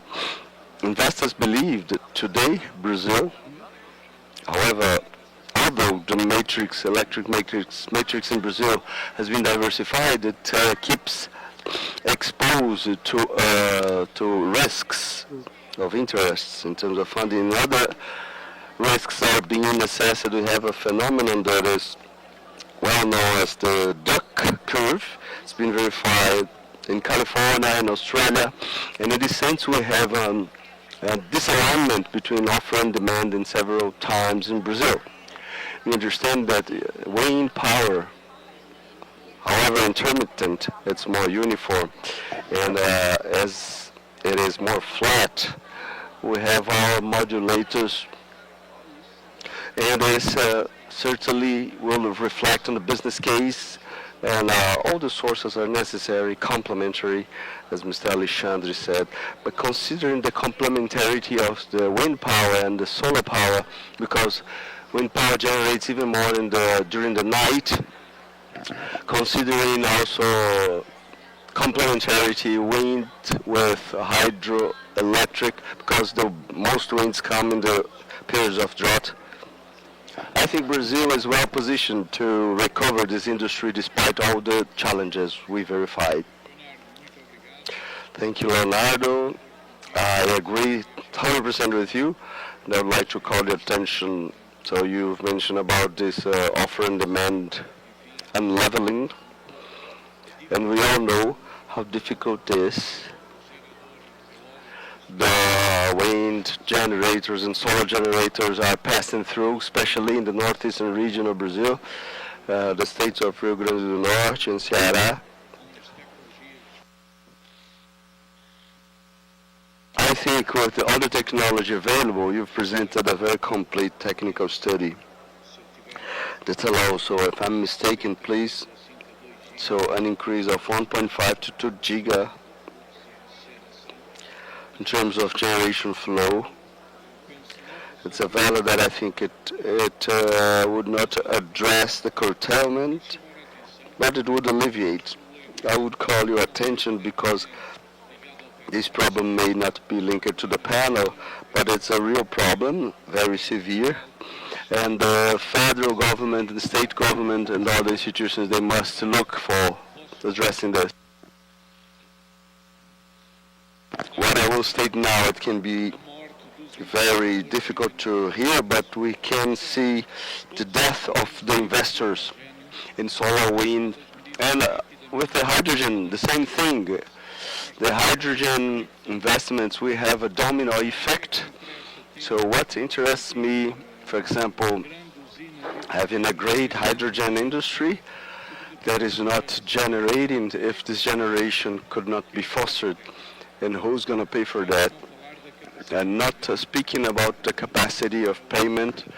I know this is not the right place, but it's a call for action. It's a heads up. I think federal government and state governments and all the institutions, they must see this very carefully, because while Brazil is presenting plans at the national level and advantages, you know, talking about energy transition and climate changes, we have a very severe problem, and it must be addressed quickly. I would like to take the advantage, Nunes, in more than 40 years of experience in the energy sector, how is the distribution in Ceará with Enel is integrating sustainable practices in its operations, and which are the best results you've been reached in terms of sustainability and energy efficiency? Well, Mr. Armando, allow me to get back to the theme, like as Enel, and then I'll pass to talk to the distribution. Grupo Enel, as all other groups of renewable generation in the northeastern region, is suffering from curtailment. And really, as you said, it's very impactful when we look to the results. It's disastrous. And what we acknowledge in a general fashion is that we are not so close as we should be in terms of mobilization to advance regarding this theme. So, and with 44 years of electric sector, I would like to make an analogy with the hydroelectric sector. In the past, it was common to have moments in which the plants, they were leaking and you would lose energy. They would be full and we would lose power. So, and it was not an unidirectional, it was a unidirectional. You had generation, transmission, and distribution. It was very simple, but that example may be useful to give us some inspiration to seek for a solution. So what we did in the past, well, we had EGTD, so guaranteed energy for a certain period of time. Maybe only those with gray hair will remember this. And that moment, dams were full and leaking water. you could have a complementarity on the demand contracts on a very low cost, giving stimuli to companies that can be able to stock products to produce more, and it would mitigate the theme of the water that was being leaked, not generating power. My perception today is that we know much more the generation than the consumption. We know much more about generation and consumption, and maybe in this moment to find a solution we need to go deeper in the assessment and the studies regarding consumption and products.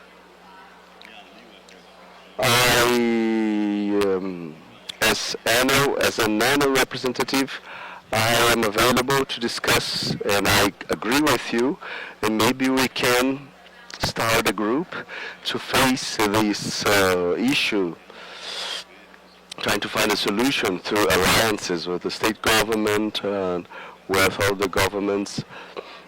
The state government is very well committed with energy. Green hydrogen will help, but not in the short term.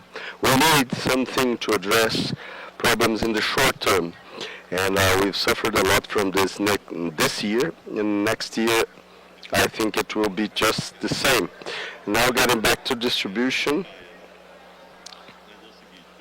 as a distributor of energy, we have a characteristic as a distributor for you to understand better. We have 4.3 million customers and 1.5 million low-income customers. They have some subsidies in their tariffs. And normally when we do this, and knowing about the consumption, and you have the lowest efficiency when you don't know your customers, because the domestic devices are not efficient. They are old. In this range of consumption, the biggest consumption is about the fridge. So when you think about the middle class, is about air conditioning. But the fridges of those clients I've mentioned, sometimes they are responsible for the 70% of the whole consumption of one household. And we've been studying, we've created a program for the specific community that receives subsidies on their tariffs, and we've changed more than 130,000 fridges with a pro-sale label, that is a label for energy efficiency, and manufactured here in the state of Ceará. We work a lot on 4 SDGs, 4, 7, and 8. Number 4 is inclusive education. And in this educational theme, and you are a company, an energy distributor, and you're not inserted in the educational theme. Maybe it's one of our most important values when we compare ourselves, at least internally, we see how much we advanced.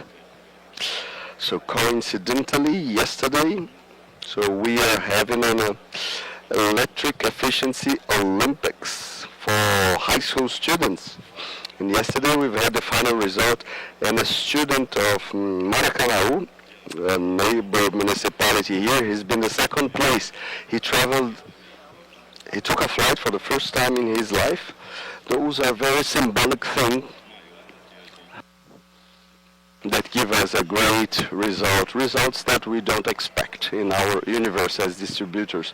So we work a lot with this theme of education, energy efficiency. In the beginning, we use it to work on that. Public lighting, we work not so much today, but we work with the greatest public hospitals in the state. We had projects for energy efficiency inside, focusing on efficiency. And last but not least, talking about efficiency in education, etc. Income generation, we have a great program supported by SEBRAE. We have annually a competition and we have these projects of women of the outskirts of the cities that face difficult economic reality.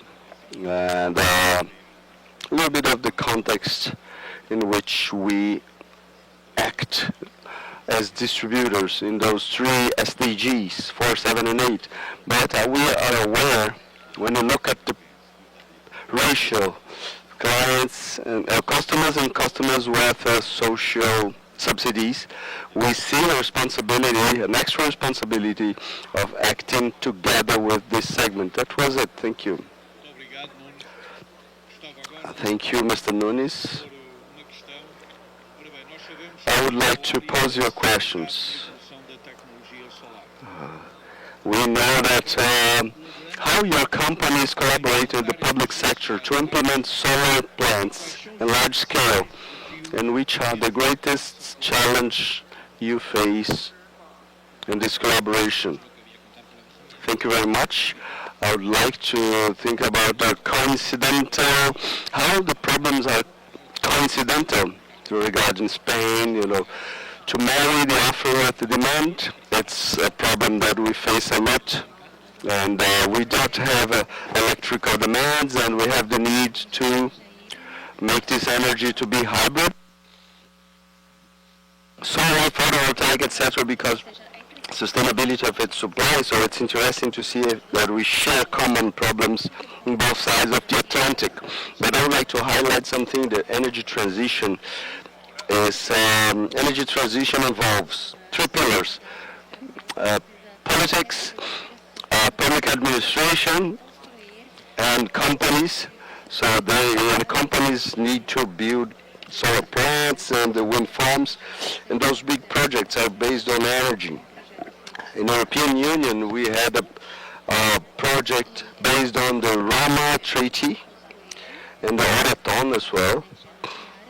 It was of nuclear energy, so economic, industrial, so the wind power and the photovoltaic will be the grounds of a new economic model in terms of international relationships based on 3 elements.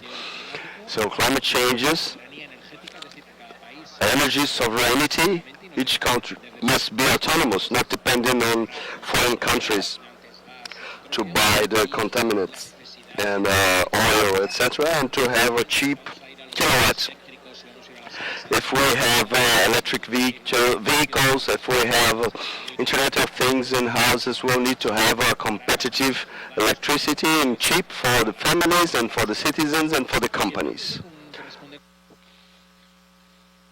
And before to answer the question, how do we collaborate with the public sector, we have some photovoltaic data. 15 years ago, we, the Solaria, we would have 6 billion euros to build a solar infrastructure. In 2024, so 1 solar megawatt costs half than 500,000 euros. So it's impressive. The second data, the percentage of conversion of the solar radiation is of 23%. 10 years ago it was 15%, and now we have solar panels that arrives to 28%. So we are evolving very quickly in terms of technology, in terms of efficiency of the photovoltaic panels. In each panel, with the 250 watts only in one panel, but today the least competitive one features 500 watts. So it's a technology that improves a lot and very quickly. The final element in terms of photovoltaic energy is that each park, each plant can last 30 years. So we need only maintenance, and it will last for 3 decades. A construction of 100 megawatts plant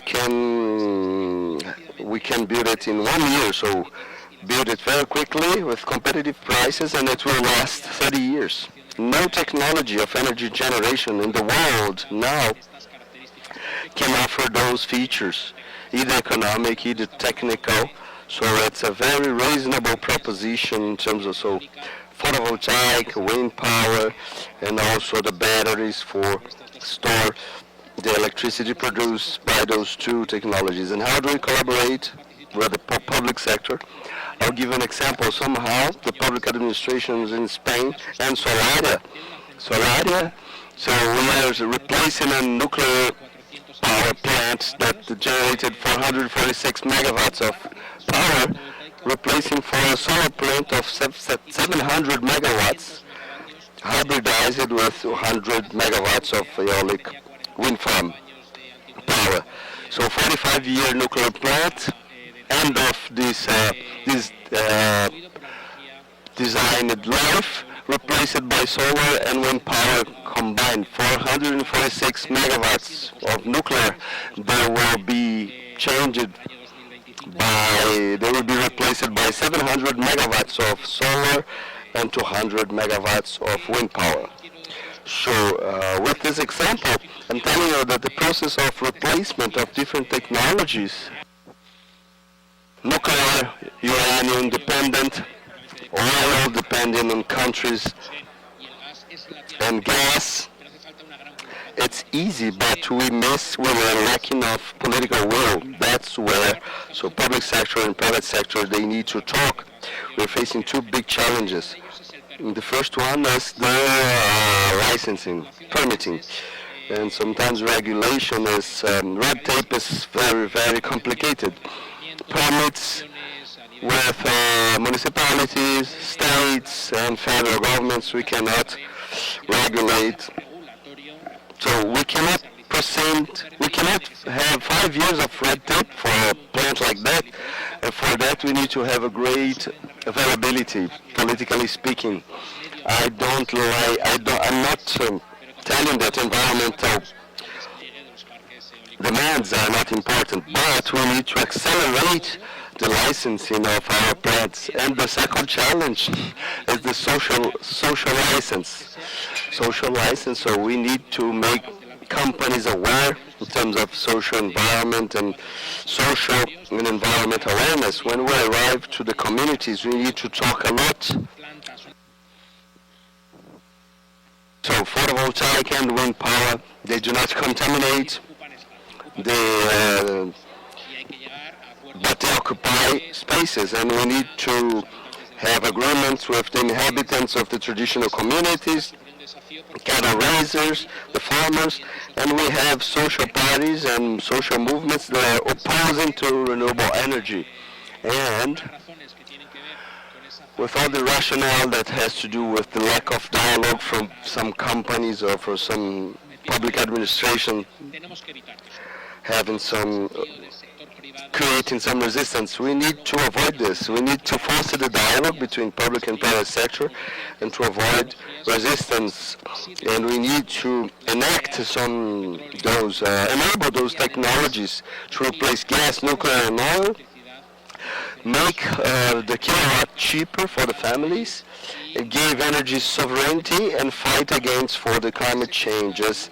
So 171 years, the United States, former President Eisenhower talked about atoms for peace. Talking about nuclear energy would be the plant to produce good energy and cheap energy. But I think 71 years later, we need to have a new compact. So electrons for peace. Electrons, so the electricity can make the grounds for a new social model that is sustainable and cheap and environmental friendly, fostering the whole society. Davi, taking advantage of what you said, I will make a question to you for. Davi, how can you see Solaria within 30 years in this environment so so messy environment of wars and energy efficiency. You see Solaria in 30 years. And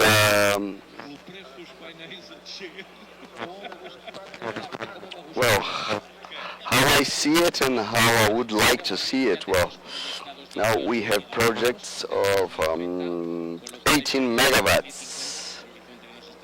In 2050 is the final horizon. We could be a perfect company fostering 30 gigawatts of wind, solar, with stored in batteries. 30 kilowatts, no one features, no place in the world. So Solaris would be someone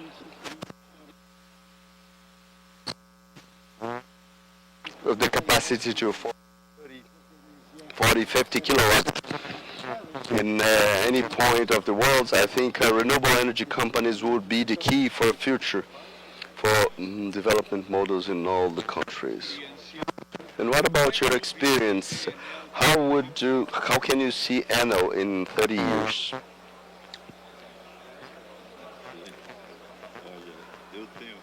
Well, I've been surprised a lot.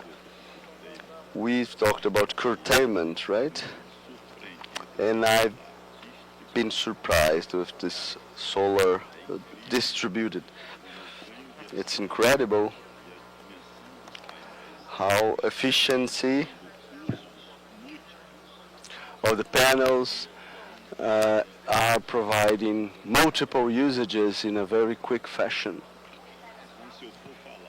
So if I speak, at a glance, I would see Enel distributed. I have great difficulty to see big plants, concentration of plants within 30 years. I think it's something that we must reflect upon. Yeah, indeed. For an engineer with 44 years of experience, please. Note that, Alexandre, you are an energy man. How do you see Mercurio in 30 years? I don't know about Mercurio. So the whole group, I expect to be on a beach, probably here. In 30 years, I hope to be retired. But in 1996, 30 years ago, we've had a scenario, so Brazil hadn't won the Penta Championship of soccer, and Atlanta Olympics didn't happen, but I see a huge capacity of having the own generation, so independent, and it will bring some social justice, as you mentioned, so that is very real. So it will become every day cheaper, possible, to have your own microgrid, stock, share, and from the customer part, so customer understand this better. So I'm quite certain that in 30 years, in the same way we follow up our personal expenses and we do wire transfer, so we will know exactly how much an energy picks. Energy wire transfers. That's a good idea. I like this idea. I think 30 years, it's a long time. I prefer to think about the next 30 days since we're in Brazil. Leonardo, the challenge is huge. In 30 years, Nunes, think about distributed generation. So what Vestas will do, adapt small turbines, small blades. Well, certainly I have not the same authority Nunes have, and I don't have, and I'm not a clairvoyant. But what I'm trying to say here is what I understand, looking from a long-term perspective, is that energy is progressively considered a critical factor for the localization of new industrial plants. So And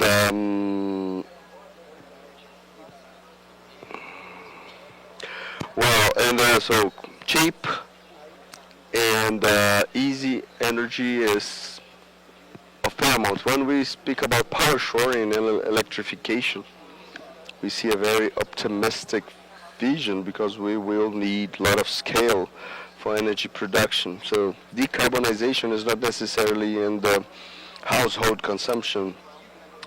Carbonization in the intensive energy. Only 20% is electric energy.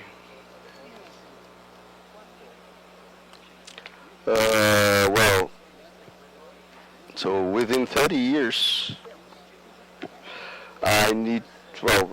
we need to think now for the next 30 years because the distributed generation in Brazil will be the liberty certificate of freedom for those who are slaves of the captive market. So when we make things free, you make the users free to find their sources.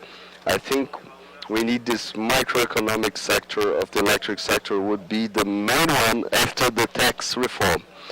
I hope we are able to do this soon to reap in 30 years what we saw now. So we've ended this panel. I would like to thank Davi, Nunes, Leonardo, Alexandre, and very interesting theme, for us to keep thinking, especially with the experience of all those fellows here. Time is over, so thank you very much to you. And you online, thank you very much indeed.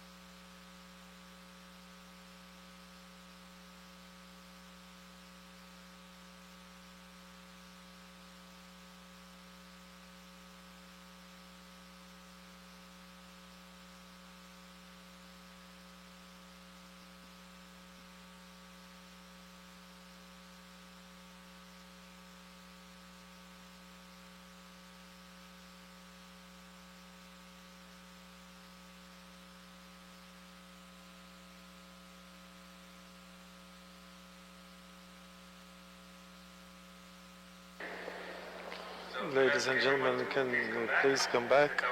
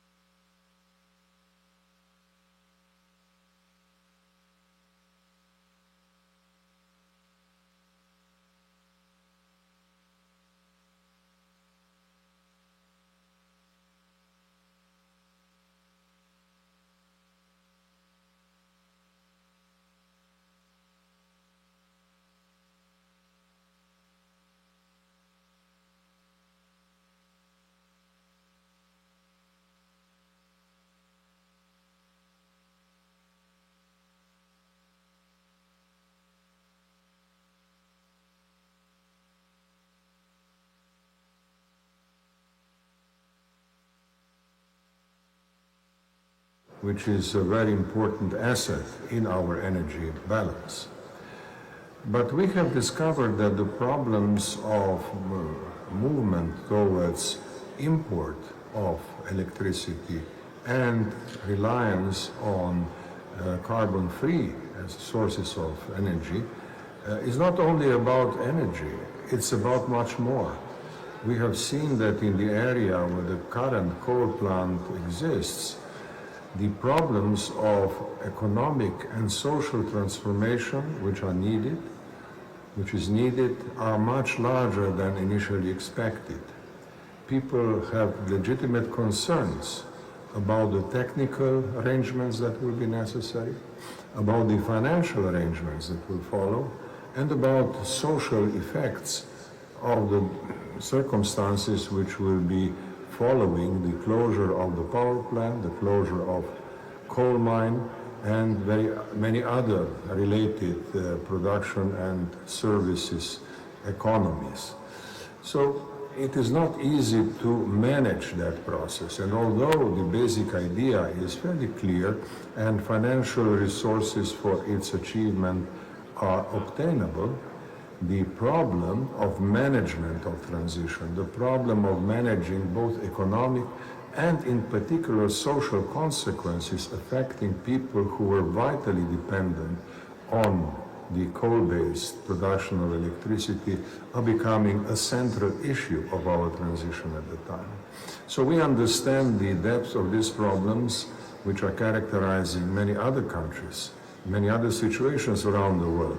And we are fully in favor of search for ideas of what kind of managerial and financial mechanisms have to be developed in order to ensure that the transition works and the transition doesn't create unnecessary harm. Obviously, one talks about tax benefits and subsidies. One can talk about public-private partnership to share risks and rewards. One can talk about financial instruments like green bonds or carbon credits and others. But all that is not going to be enough.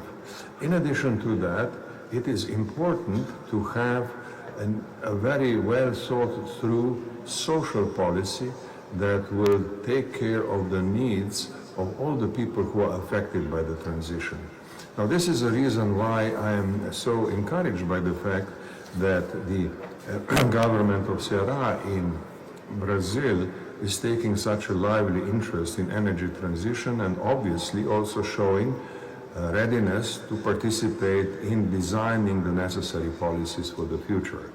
I wish your conference, our conference, all success, and once again, greetings from Ljubljana, Slovenia.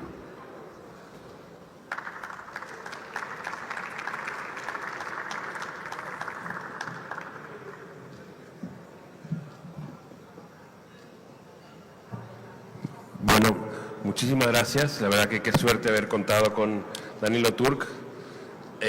Agora eu tenho o honor y el gusto de presentar a quizás la charla más importante del día de hoy, que va a ser presentada por Dixon Araujo, que es secretario de Estado del Gobierno de Ceará, que vamos a tener la suerte y el orgullo de contar con el señor Ángel Gurría. Muy bienvenido, buenas tardes.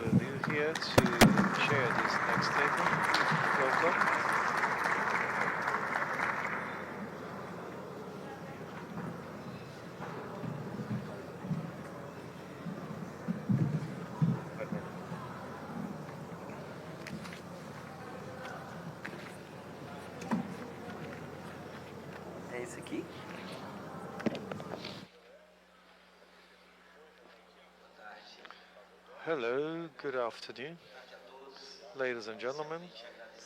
I want to thank the organizers for the invitation, to the Secretary of Infrastructure here, Dr. Leighton, our Secretary, and I'd like to thank the invitation to be here debating such an important topic for us today. And I prepared here a text to introduce the idea of our panel, the star of our panel, ex-secretary, former secretary of OCDE, Axel Guerrier. So I shall do a brief introduction for us to treat with the energy transition.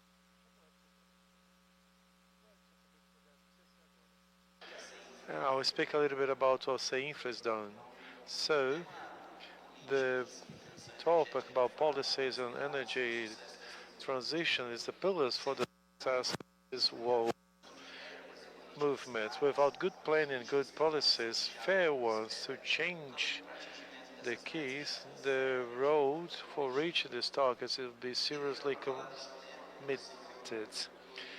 Ansel Gurria, the Secretary General for the Cooperation of Economic Development for 3 terms, and we don't need any more introductions. Those of you who follow up the topic know Mr. Gurria really well. OCDE has discussed this topic very strongly and the regional policies for the reach of this goal. So to contextualize this panel, I'd like to mention some actions that the state of Ceará have deployed as visionaries to promote not only energy transition, but an energy transition that can be fair and inclusive. That's what we seek for, not forgetting about the citizens and the consumers. So the state of Ceará is proud of being the pioneer in the energy transition. During the last 40 years, the policies implemented by the state government of Ceará and all the initiatives of the pioneers, they demonstrate the strength and the vision of our people. And to mention the father of biodiesel, Mr. Expedito Parente, chemical engineer that registered the first patent in the world for an industrial scale of biodiesel in the year of 1983. Technology recognized worldwide had its production in Brazil in scale in 2004 by Petrobras. So you see how Ceará is pioneer talking about the biodiesel. Another demonstration of this pioneer nature comes from SEGAS, a state-run company for gas in Ceará. In 2018, this concessionaire become the first distributor of gas in Brazil to acquire and to inject in its pipelines the biomethane producing in the landfill of Qair. So we have 15% of renewable natural gas with the intention to increase to 20%. We're trying to increase this percentage. That is a challenge worldwide, so we do not see it a lot in a gas distribution. And the next step is to introduce green hydrogen. We are discussing so far when the green hydrogen is produced, SEGAS will try to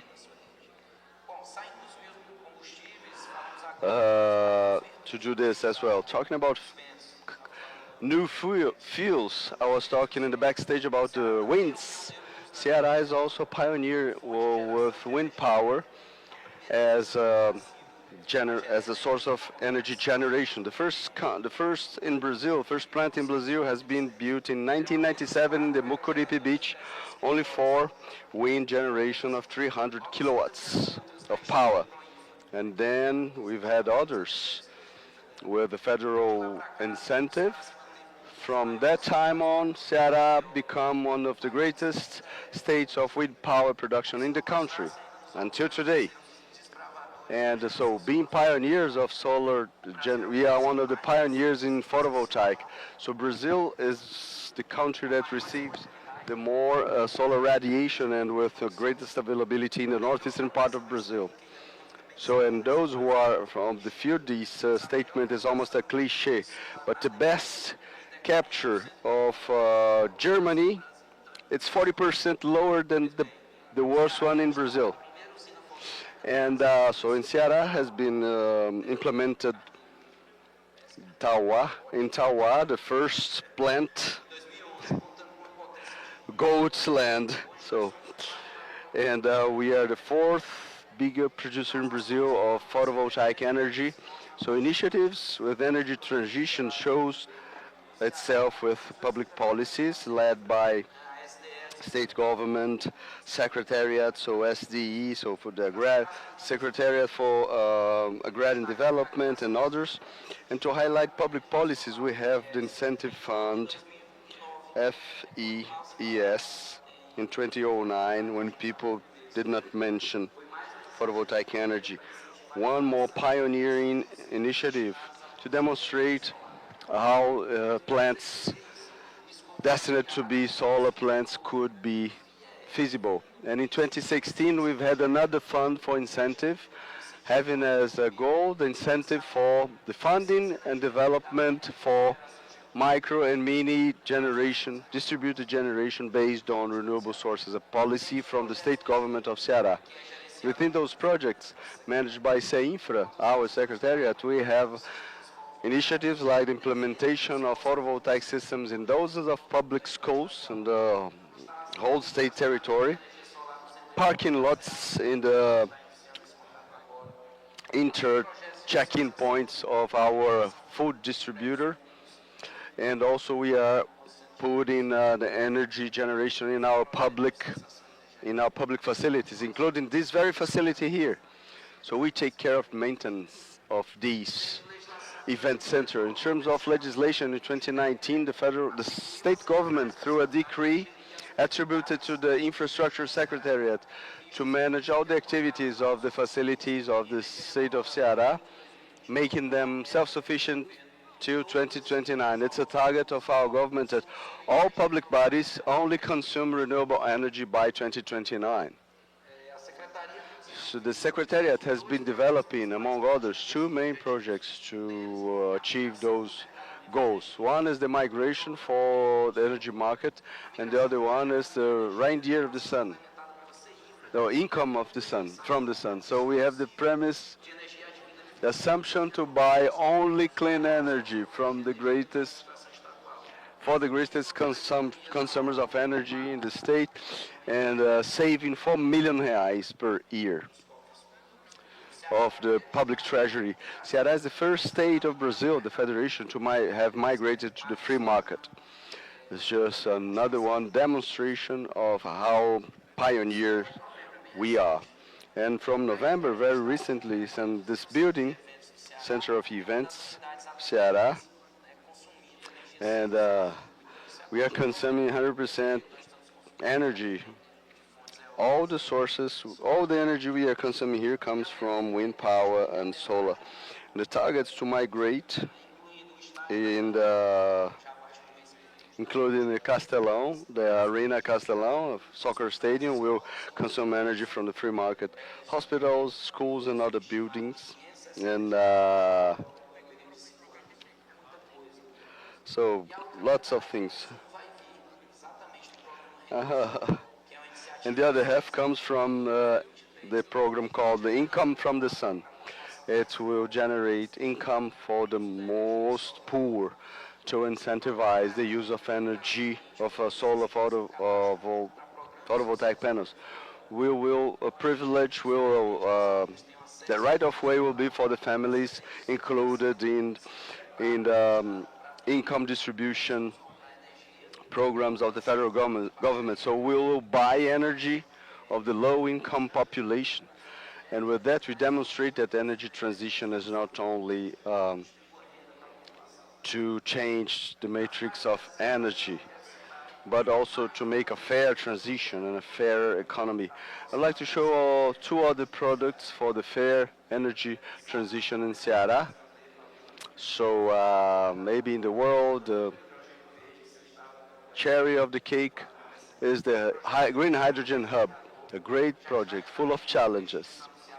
And we have investments of $30 billion already announced. The H2V hub in the municipality of Pecém will highlight even more, promising to deliver 1.3 million tons of H2V in the port of Rotterdam by 2030.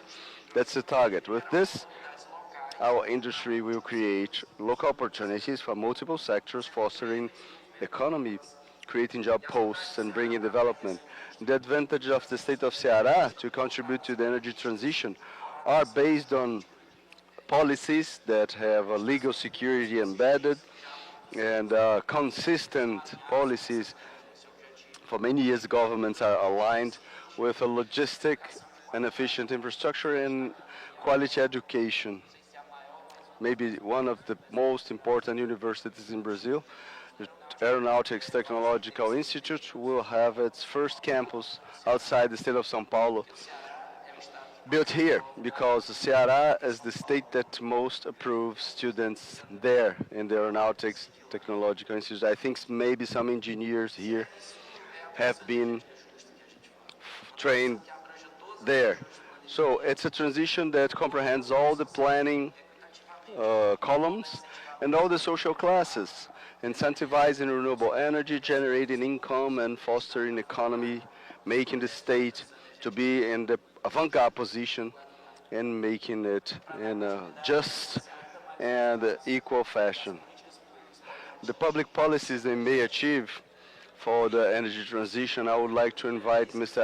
Angel Gurria, former General Secretary of OECD, with a vast experience and will show his comprehensive vision achieving success for the members, country members, including energy transition and carbon reducing rules and regulations. So please, Mr. Gurria, be very welcome. Good luck in your lecture.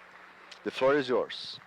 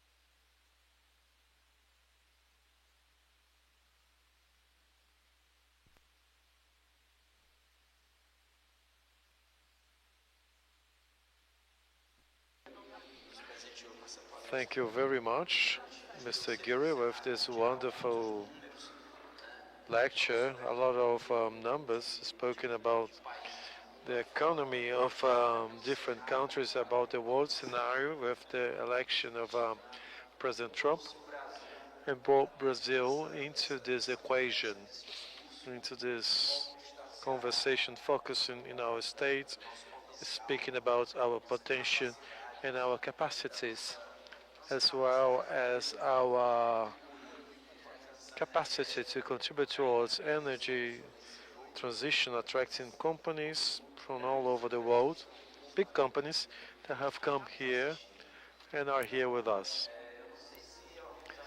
I'm not sure if we have a Q&A session. No, we can now close the session and wrap it up. Thank you very much and wish you all good luck. And to you, I know you're going back home tomorrow. You're going back to Mexico now. So thank you very much. Have a good rest, ladies and gentlemen, and see you all tomorrow. Thank you very much.